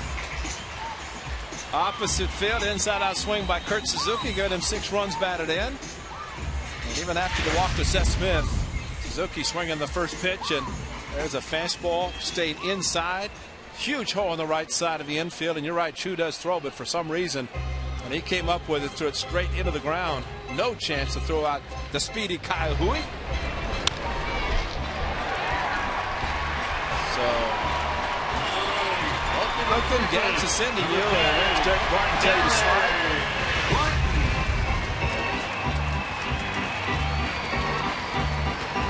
He was just happy to look on the board and saw a single with the shift. Single and a run score. So the A's with 1 in the 3rd, 2 in the 4th, another one here in the 5th. Here's Derek Barton.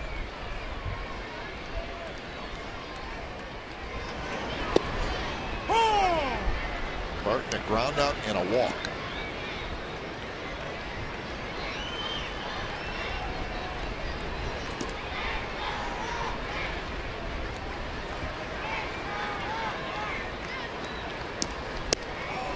That slider, and Barton swings over top of it, 0-2 the count.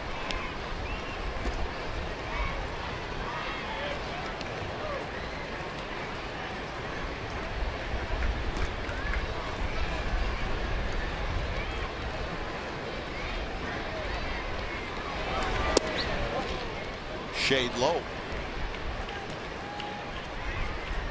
This will, you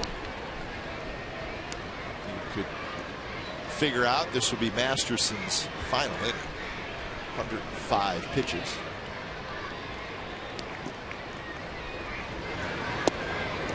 If Barton gets a hit here, it could be his final hitter.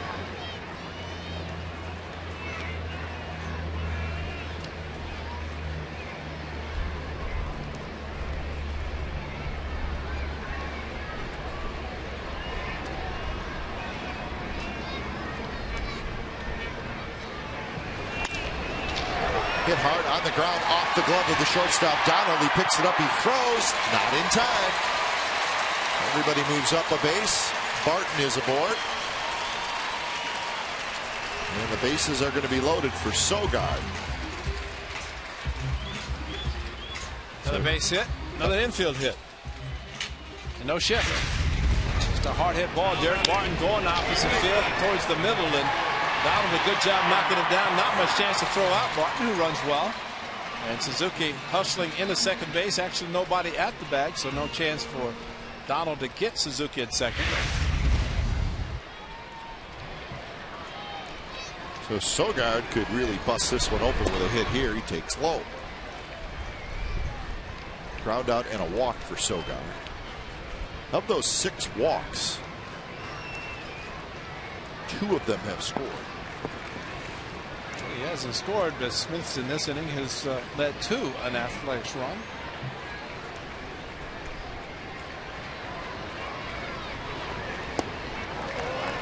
So after 2 are out, a single, a walk, a single, and a single.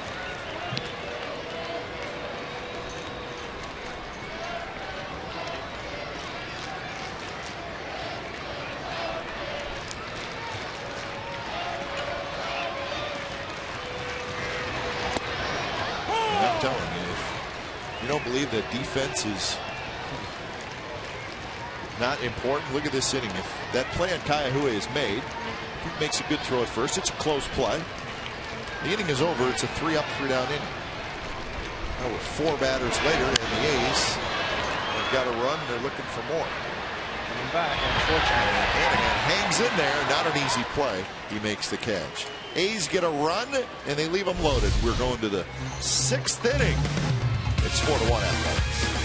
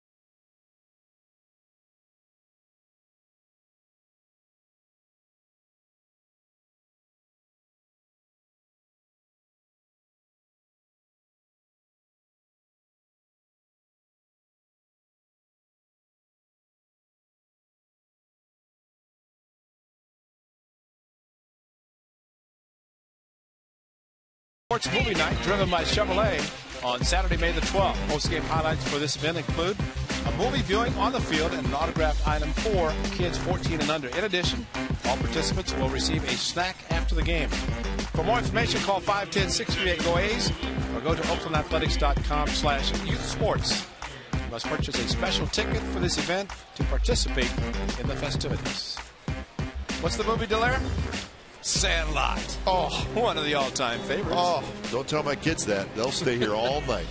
And you'll stay here for the snack. Oh, man. It's one of the all-time great movies. And I love that Sandlot. That's good. Oh. S'mores. If you're S'mores, how could I have more if I haven't had the... If you have kids at home and they like baseball, I'm telling you folks, if you've never seen Sandlot, go get it. It's a good movie. It's awesome. And then you can back it up with Moneyball, two of the top sports movies. That's right. A little bit different. Yeah, but still. Different theme. Now, Sandlot's good. That is good. Off the plate foul. For a kid that takes the baseball. Who's Baby Ruth? He didn't know what was going on. Well, here's what Babe Ruth never had to deal with, and this is a foul territory at the Coliseum. Look how far Hanahan runs right near the tarp. And Sogard's left at the plate wondering if we're in any other park in the American League that's in the seats, I get another swing. But instead, Jack Hanahan, who does know the Coliseum foul territory very well. And there it is, folks. And pitchers love it, hitters don't like it, and you can understand why. Good hitters able to foul off tough pitches into the seats, get an extra swing, maybe until they get one they like. Still think of Wade Boggs playing at Fenway Park. He used to foul off, foul off, foul off. And then finally get one. A number of batting titles later, you can understand why. Because a ball like that is clearly seats in any other park. For some reason, every ball that goes over towards the dugout comes right back. Yep, Just always does. Spin, especially off a left-handed batter, the spin brings it right back into play. So a leadoff walk again. It's the third consecutive inning. It's been a leadoff walk. It's the 6th season Comcast Sportsnet All-Star Teacher Program recognizes the Bay Area's teachers that make a difference. Visit csncalifornia.com and vote for the 2012 All-Star Teacher. Check out finalist bios and video features. The winning teacher receives $20,000 for his or her school. Shot into the glove of Sogard on a line. So that's out number 1. But they're not waiting around after a walk, and so the ball hit hard right to Now batting, Sogard. number 9, Jack Hanahan. So the Indians have received leadoff walks in the 2nd inning, the 4th inning, the 5th inning, and the 6th inning. But none of them have scored.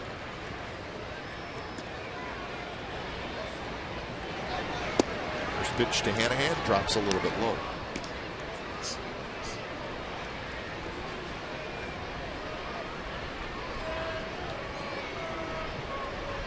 Hanahan a walk and a single.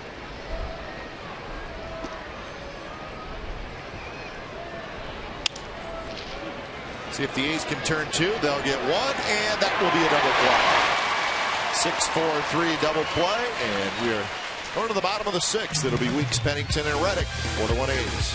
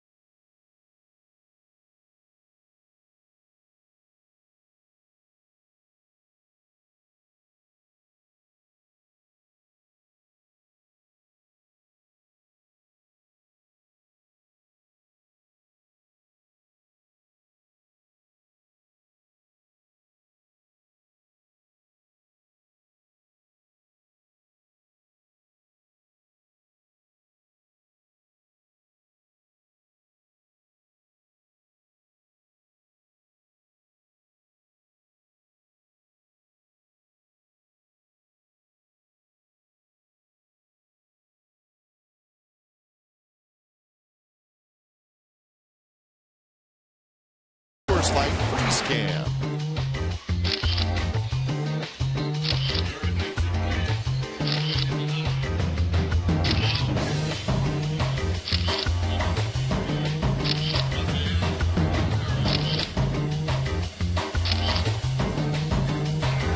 Coors Light Freeze Cam is brought to you by Frostbrewed Coors Light. It's the world's most refreshing beer. He's with a 4-1 lead as we head into the bottom of the 6th inning. When it's time for change, think Speedy Oil Change and Tune-Up. Your oil change, tune-up, and smog experts. The lefty Rafael Perez comes in. So just too many pitches for Justin Masterson. He walked 6 in 5 innings. So threw well over 100 pitches in those 5 innings. So Perez takes over. He's going to get the top of the A's order. Perez in that LR category, long relief, and kind of the middle pitching for Antioch. We've not seen him in this series. So the other Perez, Chris Perez, but he is the closer.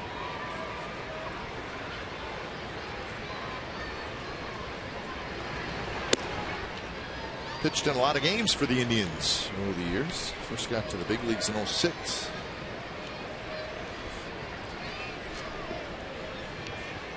All out of the bullpen. 71 appearances last year, 70 appearances the year before.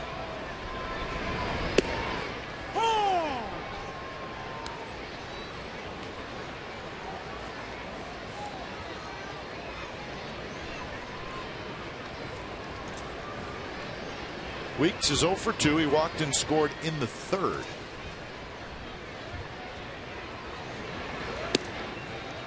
A lot of action in those other games from the AL West. See what's going on there. Masterson, 111 pitches. 6 walks, 2 strikeouts. Well, the 6 walks that get you in trouble. He did have a couple of scores. I mentioned last inning at least led to a run. Suzuki coming through with a 2-out hit. That's a little different, right over the top, and pitches up in the strike zone. Getting a couple of calls from Ron Culpa.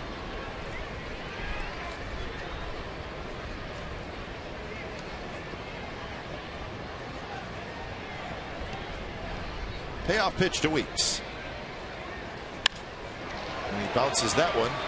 Kipnis ranging to his left. He's got it for out number 1. And that'll bring up Pennington. The Angels had a 1-0 lead going to the 8th inning. At the top of the 8th, Nick Markakis of the Orioles had a 2-run single, so Baltimore has taken a 2-1 lead in the 8th inning. The Mariners had a 4-2 lead in the top of the 6th, but the White Sox scored 3 times to take a 5-4 lead.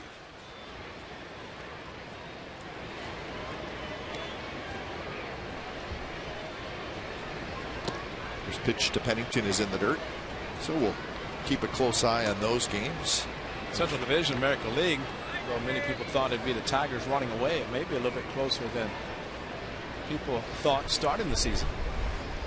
White Sox and Robin Ventura, Cleveland, Antioch, his team playing well, especially on the road. Like I said, the team that people thought might do better would be the Kansas City Royals, and they're struggling. Well, and you figured the Twins cannot possibly have a worse year than they had last year, and they have not played well. They're 5-11.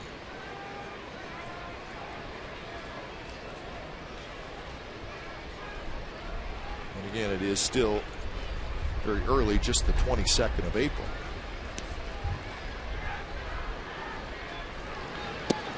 Pennington misses the bunt attempt.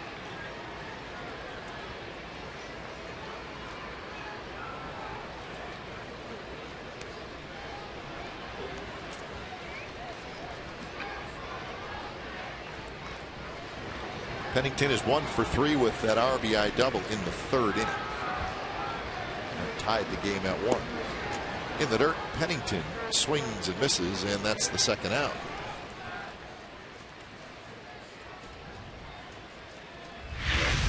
Well, Cliff Bennington attempted about a couple of pitches. This one down out of the strike zone.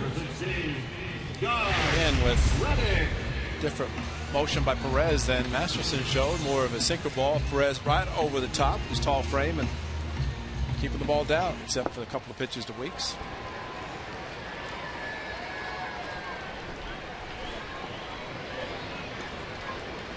So here's Reddick, lefty versus lefty. Slider is a bit high.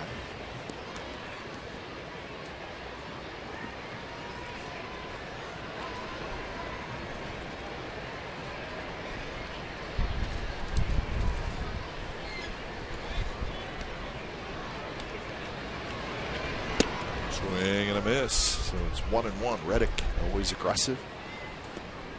He's got to be thinking about a week from tomorrow when the A's will be playing Fenway Park, Boston, where Reddick has been playing in right field. As Rock's looking for a 7th inning, pitching well on his birthday. Anytime you're traded from a team, you always look forward to going back, and especially for Reddick. Didn't think he was going to be traded from the Red Sox. And if he plays as well in those games at Fenway in right field as he has played here, it's going to be fun to watch him. With his arm and being able to throw, and as he said, it's almost like being a center fielder, which he has playing in right field at Fenway. This one, shallow left center. Cunningham has it, and it's a 3-up, 3-down inning for Rafael Perez. On to the 7th from the CLE AT OAK Coliseum, 4-1 A's.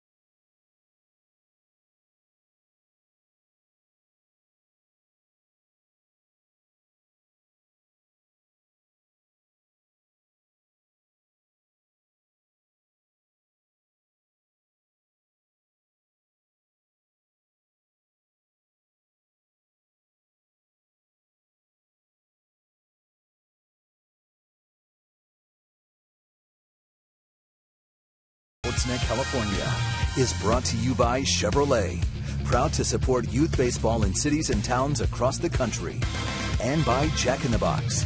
Right now at Jack in the Box, you can try the new Chipotle Chicken Club. Make it a combo with fries and a drink.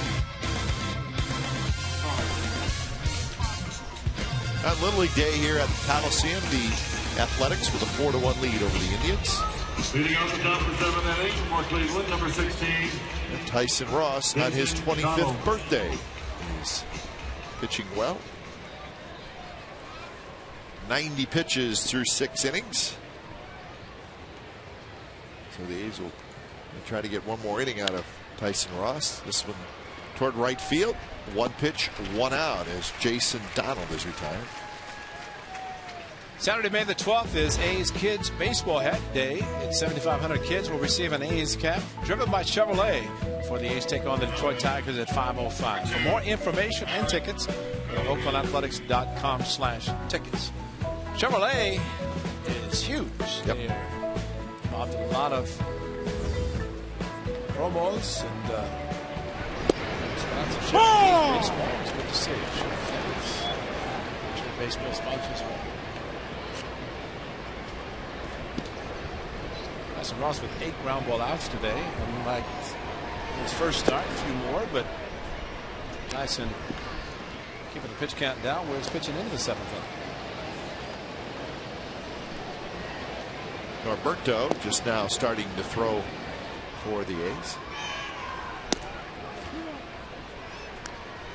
Aaron Cunningham has reached out an air and grounded back to the pitcher.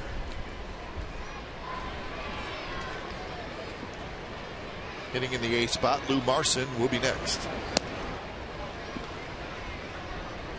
4 walks, 3 strikeouts for Tyson Ross so far in the game. Sitting at 95 pitches. Outfield shaded toward right center. 3-1 pitch, swing and a miss.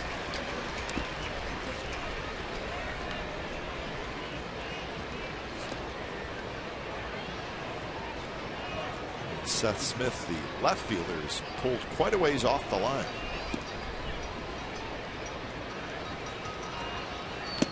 Mm. 3-2 pitch, swing and a miss. Strikeout number 4 for Ross. Well, the 3-2 slider also coming from Tyson Ross, and look at the location of this slider.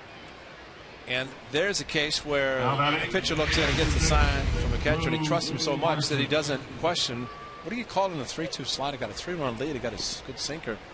Kurt Suzuki knows the way Tyson has pitched today. Went to the slider and got a strikeout. So now he faces Marson.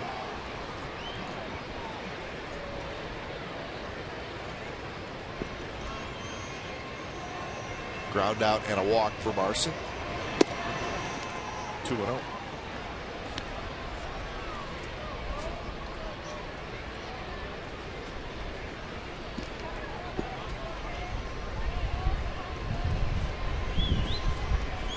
Norberto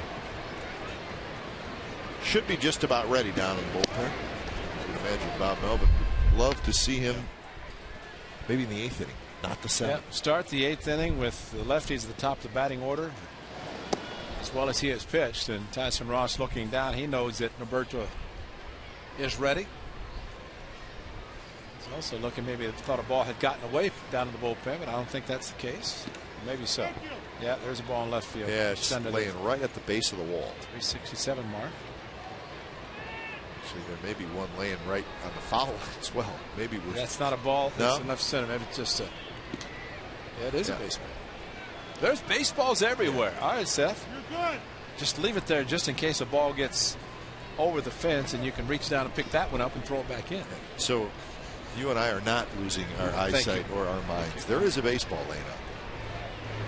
3-0 pitch is high, and Marson gets the 2-out walk. That's back-to-back 4-pitch walks. Tyson to Marson. And I think that's going to do it. The manager's coming out.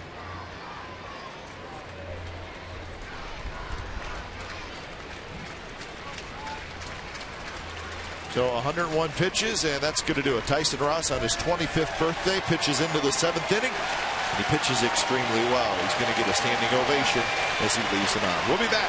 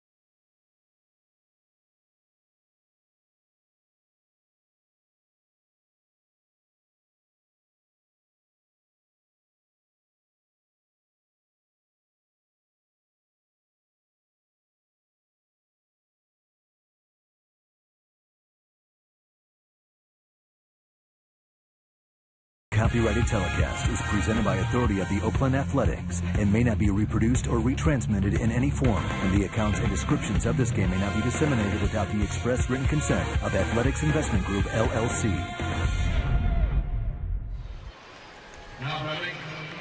Tyson Ross, 6 2/3 tonight, or today.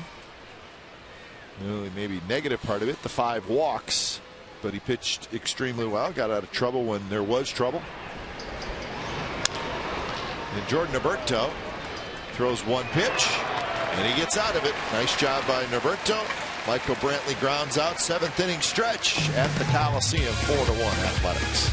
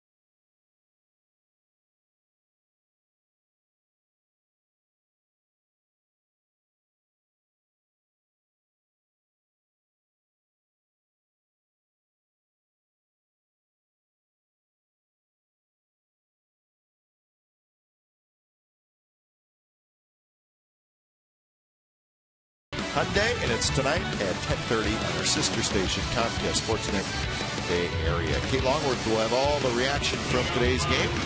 What's in the Sharks' future after their first-round loss to the St. Louis Blues, and a full roundup around Major League Baseball? Damon Andrews, John Henry Smith will host.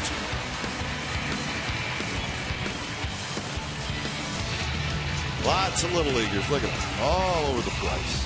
Thousands of them today. They started walking around the warning track coming out of the wall in center field, the gate out there, and they walked from right field all the way past the dugouts through left field and back out the gate. And it was solid little leaguers for about, oh gosh, it had to be over an hour. Yeah. We were a ways back when Sandy Alderson was in charge of things. They had that. And there were so many, it delayed the game. Oh, you talk about it. So that's why these have started a little bit earlier now. I wouldn't want to guess the count of how many thousands of little leaguers there were with the coaches. But they just kept on. Well, they're in the plaza level right now. Yes, they are. Both sides, actually, all the way around. All the way around. Yeah.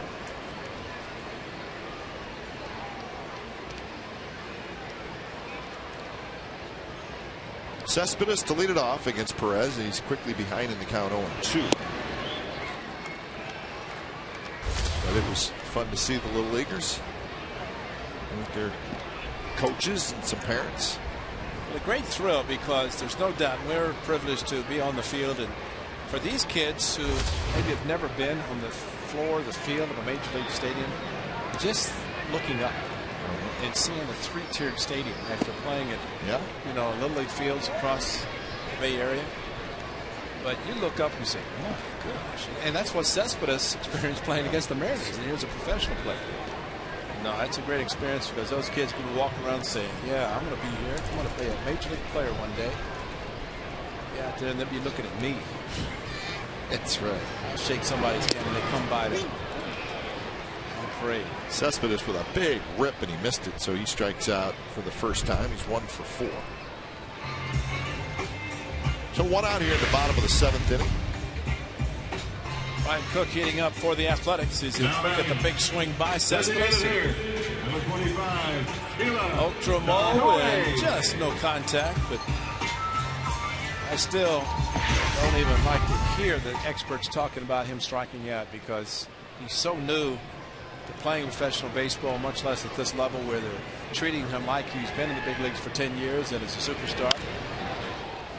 But been a lot of great hitters who have struck out a lot but went on to the Hall of Fame. I think of Mickey Mantle, Reggie Jackson. It was almost as if they went to the plate 5 years in a row and never made contact because they struck out so much. But two great home run hitters, Hall of Famers, and they knew what baseball was about, having played here. But everything is new for Cespedes. He will be just fine.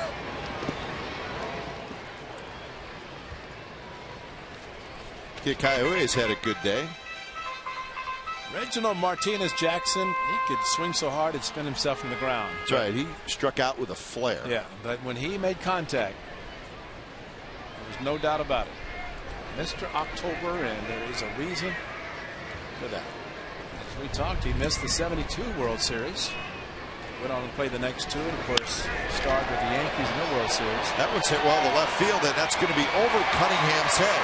Kikahue's going to have to dig for second, and he slides in with a double.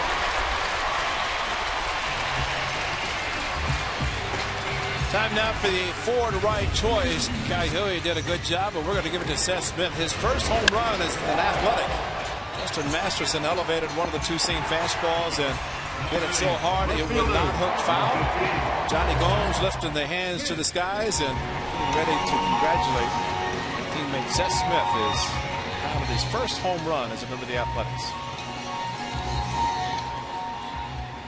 But I will take my chances with Justin Masterson because that two-seam fastball, and he gets it to the point where he throws it consistently in the strike zone, or it looks like it's a strike. He is unhittable, and he's going to be just fine in rotation. 1-0 to Smith, who also walked in the 5th inning. For Kikahue, he is 2 for 3 with a walk, a single, a double, and he has scored 2 runs. So very nice afternoon for Kikahue. He's starting to hit the ball a little bit. And 10 for 27 on the year.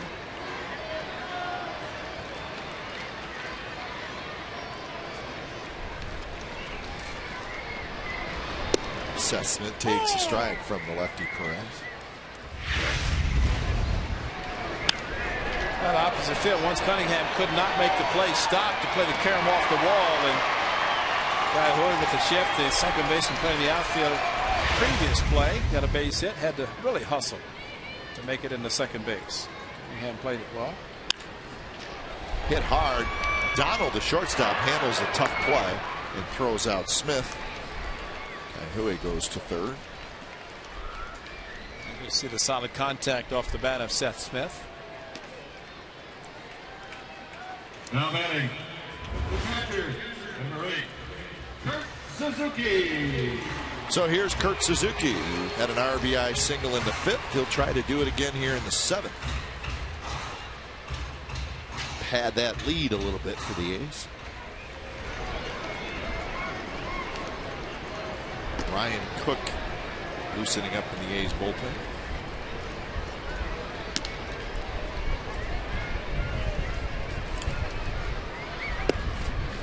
Big slider first strike.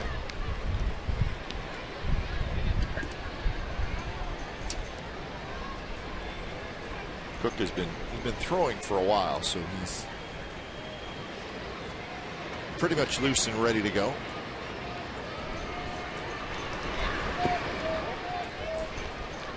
The list of guys who went on the disabled list yesterday. Pitchers, huh?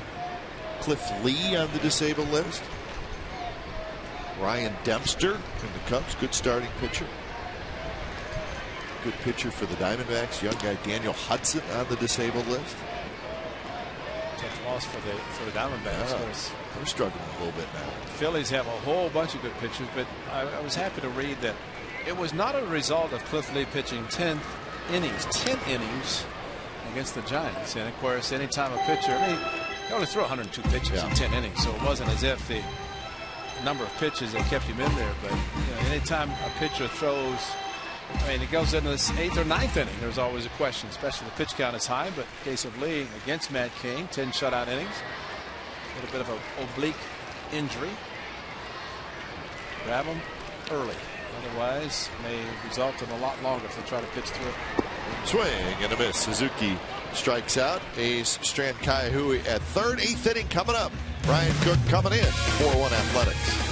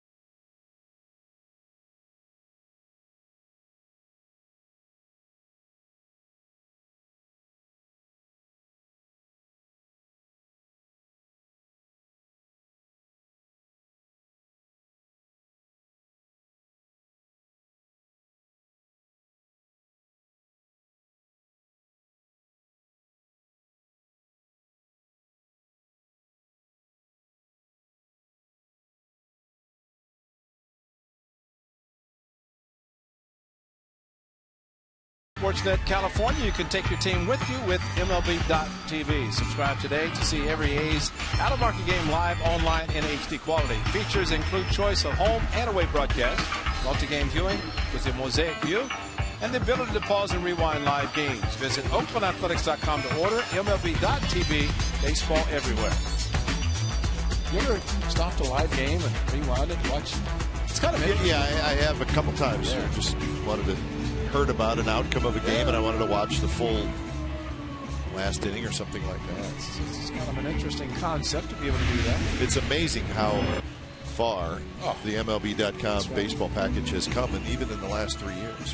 When it's time for a change, think Speedy Oil Change and Tune Up. Your oil change, tune up, and smog experts. We're going to call him the setup man. Ryan Cook comes in. He has not allowed a run yet in 6 games. As he will face Kipnis, Chu, and Hafner. So 2, 3, and 4. So Cook comes in. Norberto got the final out of the 7th. Did his job. Got a left-handed hitter. First pitch to Kipnis is outside. That game in Anaheim, where the Orioles grabbed a 2-1 lead in the top of the 8th. Howie Kendrick hit a solo home run in the bottom of the 8th to tie it. So it's 2-2 game going to the bottom of the 9th inning.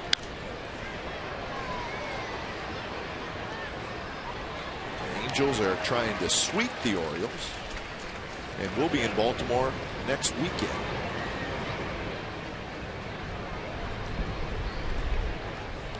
Well, it's nice to be a child around an adult when the adult catches a foul ball, and you just there it is. You just look and say, "Okay, when are you going to give me the ball?"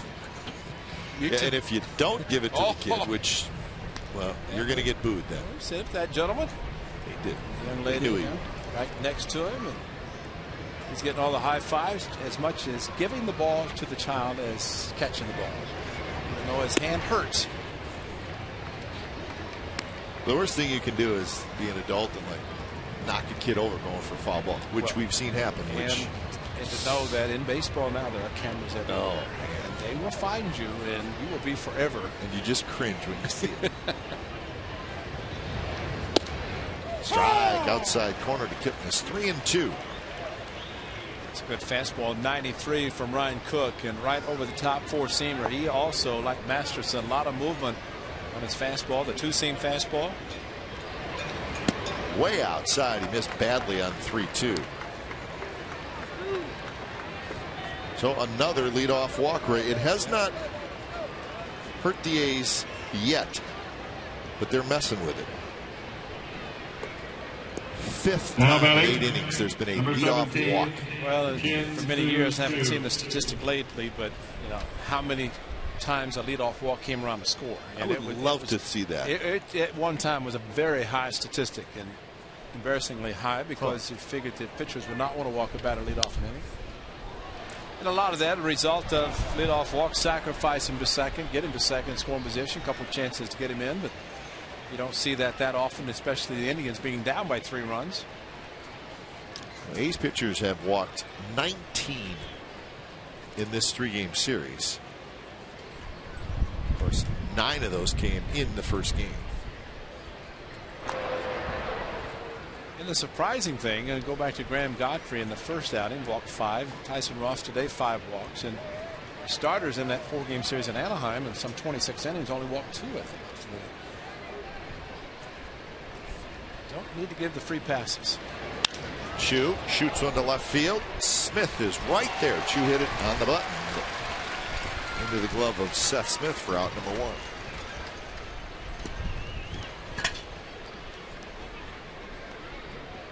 Now batting, number 48, Travis Hafner. So here's Travis Hafner.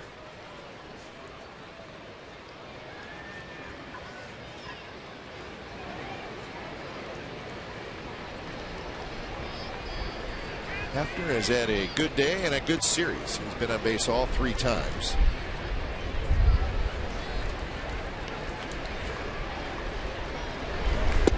First pitch is in for a strike. In this series, he's 4 for 6 with 6 walks. So he has certainly got his exercise on the bases.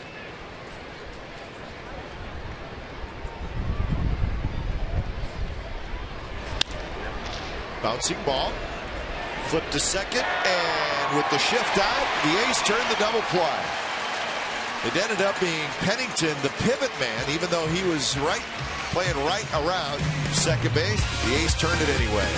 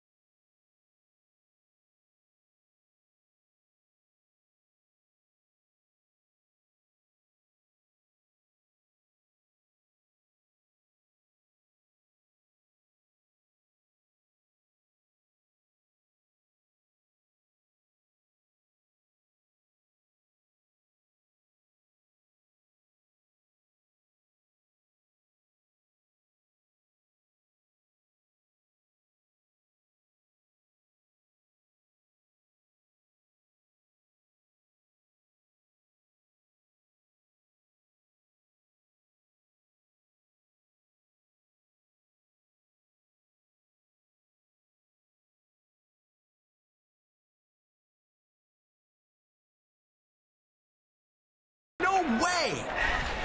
All right, here's our game summary. It's brought to you by your local Toyota dealer, Seth Smith. First home run as an Athletic. That was in the 4th inning. Gave the A's the lead at 3-1. And Tyson Ross, another good outing. Second good outing in a row. Ross gives up just 1 run in 6 2/3 innings. Strikes out 4. He's got a chance to get his first win. 1-4-0 for the Indians, 4-7-1 for the Athletics. So we're going to get a new pitcher for the Indians. His name is Nick Hagedorn. When it's time for a change, think Speedy Oil Change and Tune-Up. Your oil change, tune-up, and smog experts. Nick Hagedorn, his third appearance. And Barton goes after the first pitch, skies one. Second baseman Kipnis, he's got it. Well, Ray, look at the positioning, the shift, and now you got to turn the double play. And where's third baseman? He's over here, and that's exactly where the ball is going to be hit. The third baseman playing the shortstop position, to flip to Pennington at second. So your typical or non-typical 5-6-3 double play. And that's all set up with a shift, and the third baseman has to know, instead of the second baseman, Jamal Weeks, taking the throw that he normally would take on a 5-4-3 double play. Pennington was the closest to the bat. Nicely done, guys. Sogard, the hitter, with one out here in the bottom of the 8th inning.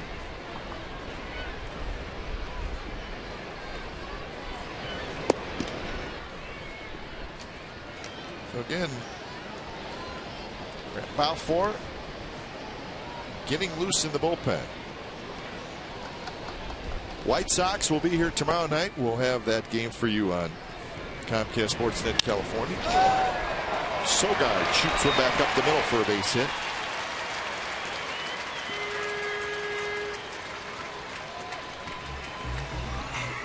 So that is hit number 8 for the Athletics. Doubled the hit total of the Indians. Nice swing just right back up the middle by Sogard. A couple of nights ago, runners at first and third tried to do the same thing. Unfortunately, it was right to Jason Donald. A's were not able to score, but swing by Sogard. Here's Weeks, who's 0 for 3 with a walk and a run scored.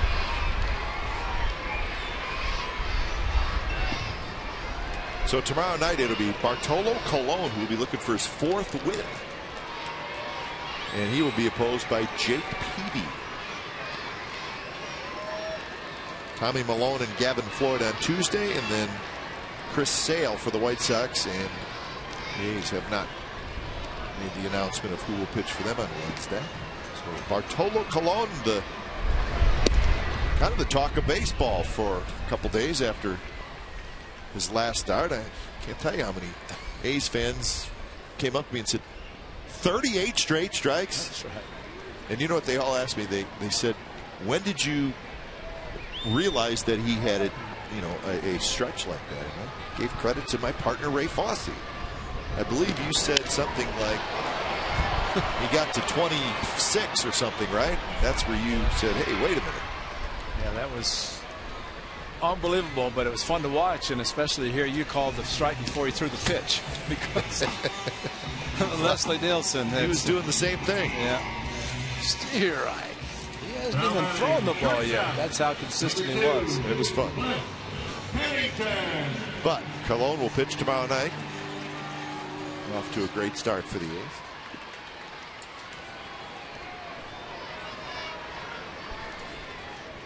Two away for Cliff Pennington.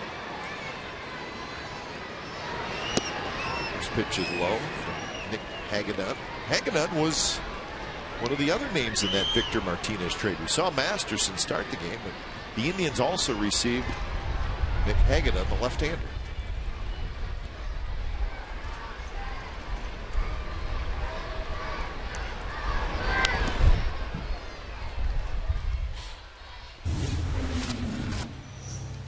Started in the 5th inning with a ball, and then went through the 8th inning until the 8th inning before throwing another ball.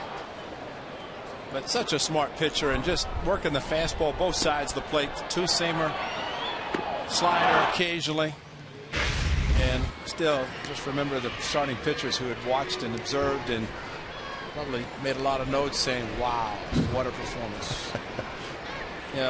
Bob Melvin said, didn't really know what was going on, except the fact that they could watch the veteran continue to throw strikes. Did not and was not aware that it turned out to be 38 consecutive. Runner goes, no throw, and it's going to be a stolen base for Sogard.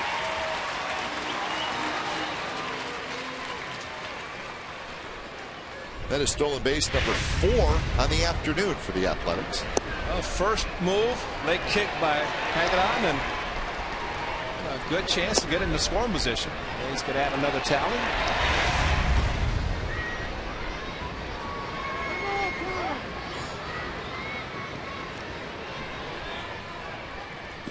The A's now with 18 stolen bases on the season.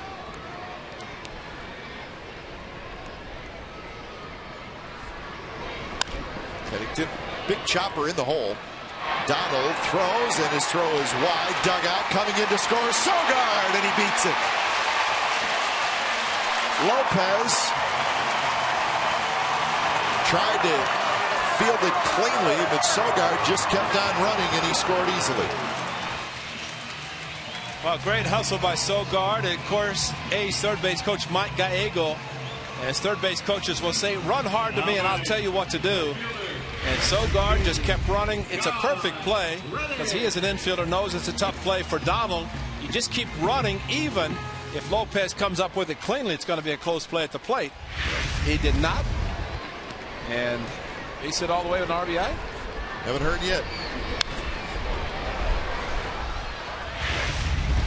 Penny was running hard. It's again going to be a tough play for Donald from the hole, but Sogard just kept running. Head first slide into the plate. Might be the easiest RBI you could get if he's given a hit, which Sogard didn't stop running. Show another replay, show the difficulty of the play in the hole by Donald. But watch, yeah, he is running the whole way. Yeah, keep going. And Gags looking at the first baseman. So Mike Gallego doing an excellent job coaching third base, especially once he avoids getting hit on line drives. Can avoid those, he's going to be fine. Still no official call yet. So it is a single RBI. That should be. It's a good call. And see, now if Sogard stops at third and then scores because Lopez dropped the ball, well, and we've talked about this earlier this season, well, then it should not be an RBI. But Sogard was coming all the way. There's a great camera work. A shot showing Sogard running hard to third and Mike Gallego with that move. And so Sogi just could see that and know that he was going to continue running. And what it does puts a lot of pressure on the first baseman because Lopez knew what was happening. He just did not come up with the ball. A short hop.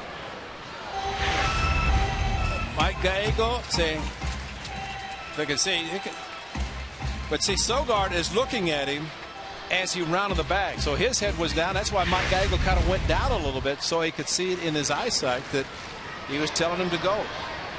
He didn't want to give an emphatic move because that might have helped Lopez, but just kind of a little keep running, my friend. High fly ball, left field. Cunningham was under it. He's got it. So good hustle by the A's. Gets them a run. Ninth inning coming up. It's the Athletics with a 5-1 lead.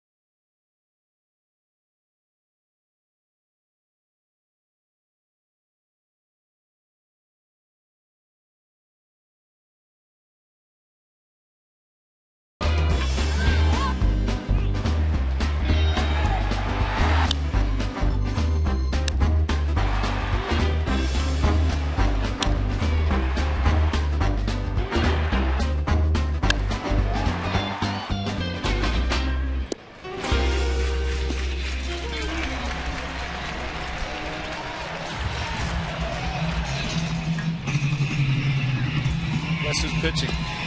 It'll be Grant Balfour. The music pretty much tells it all.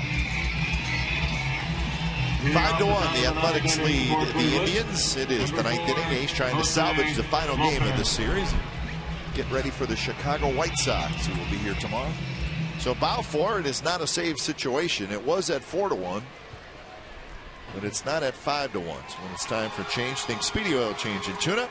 Your oil change, tune-up, and smog expert. So Balfour takes over. He'll face Lopez, Hanahan, and Donald.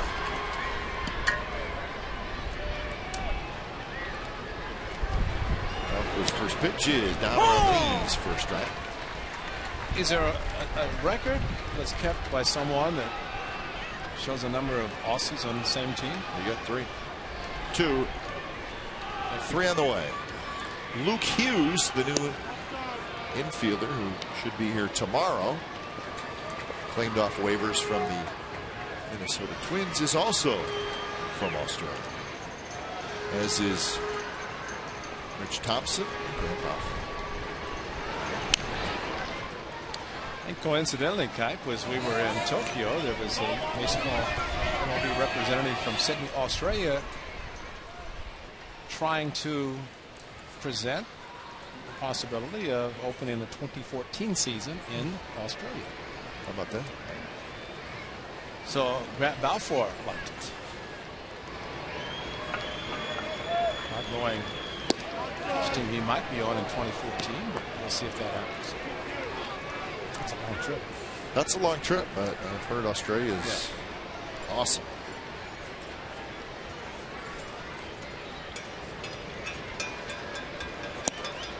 Three and 2 now to Lopez, who is 0 for 3. Hit a shot right to the third baseman his last at bat. Sogard caught it. Orioles have taken a 3-2 lead in the top of the 10th inning. A game down in Anaheim. So Orioles leading 3-2 going to the bottom of the 10th.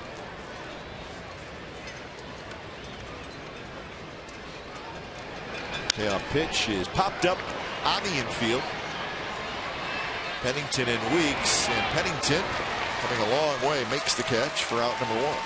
Well, a very tough win. So any ball that is hit, especially as high as that one, and one a couple of innings ago, you really have to get your feet under the fly ball to make sure you catch it. Not try to drift with it because the wind will take it. Pennington with Weeks completely losing it. Nice play by Quick Pennington. Well, it's funny, Ray. Again, we talk about this a lot, but the flags in left field are blowing straight. The flags in right field, well, now they're moving a little bit, but they were down completely. Just can't figure it out. But you could see that ball when it went up. It just started blowing left to right. And that's why Pennington ended up catching it over on the right side of second base.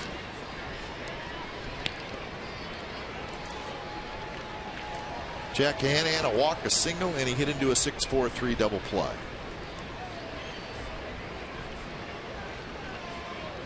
A's post-game live coming up immediately following the game. Let's hang on and win this, baby. We'll talk to one of the stars of the game. So keep it right here in Comcast Sportsnet California for all the post-game coverage.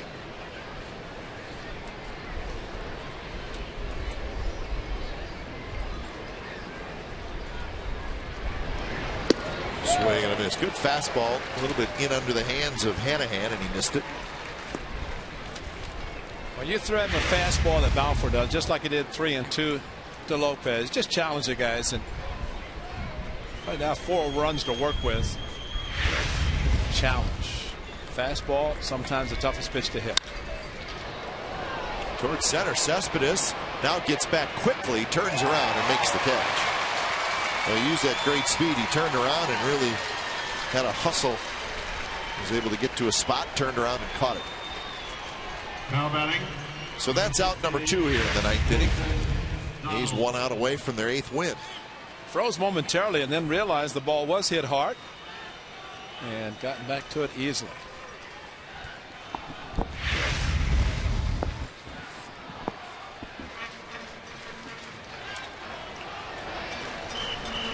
So here's Jason Donald, and the first pitch right there for a strike from Grant Balfour.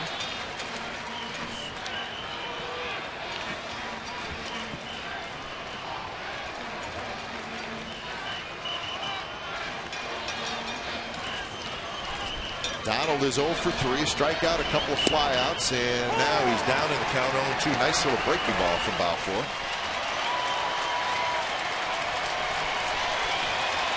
So the crowd has enjoyed themselves this afternoon on a nice day, and they are all up on their feet. And the pitch is a fastball away as the crowd moans and groans.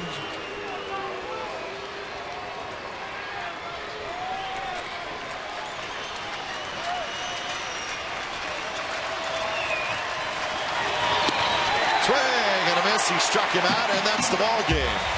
A nice 3-up for down, clean ninth inning for Grant Balfour, and the A's indeed salvage the final game of the 3-game series. They defeat the Cleveland Indians this afternoon by a final score of 5-1. So Tyson Ross, on his birthday, goes 6 2/3 innings, and he gets his first win of the year. And for the A's, their win gets their record to 8-9. 5-1 is your final. Athletics over the Indians. You've been watching Oakland A's baseball on Comcast Sportsnet, part of the NBC Sports Group. Don't go away. A's postgame live with Jim Cosmore and Craig Cataray starts right now.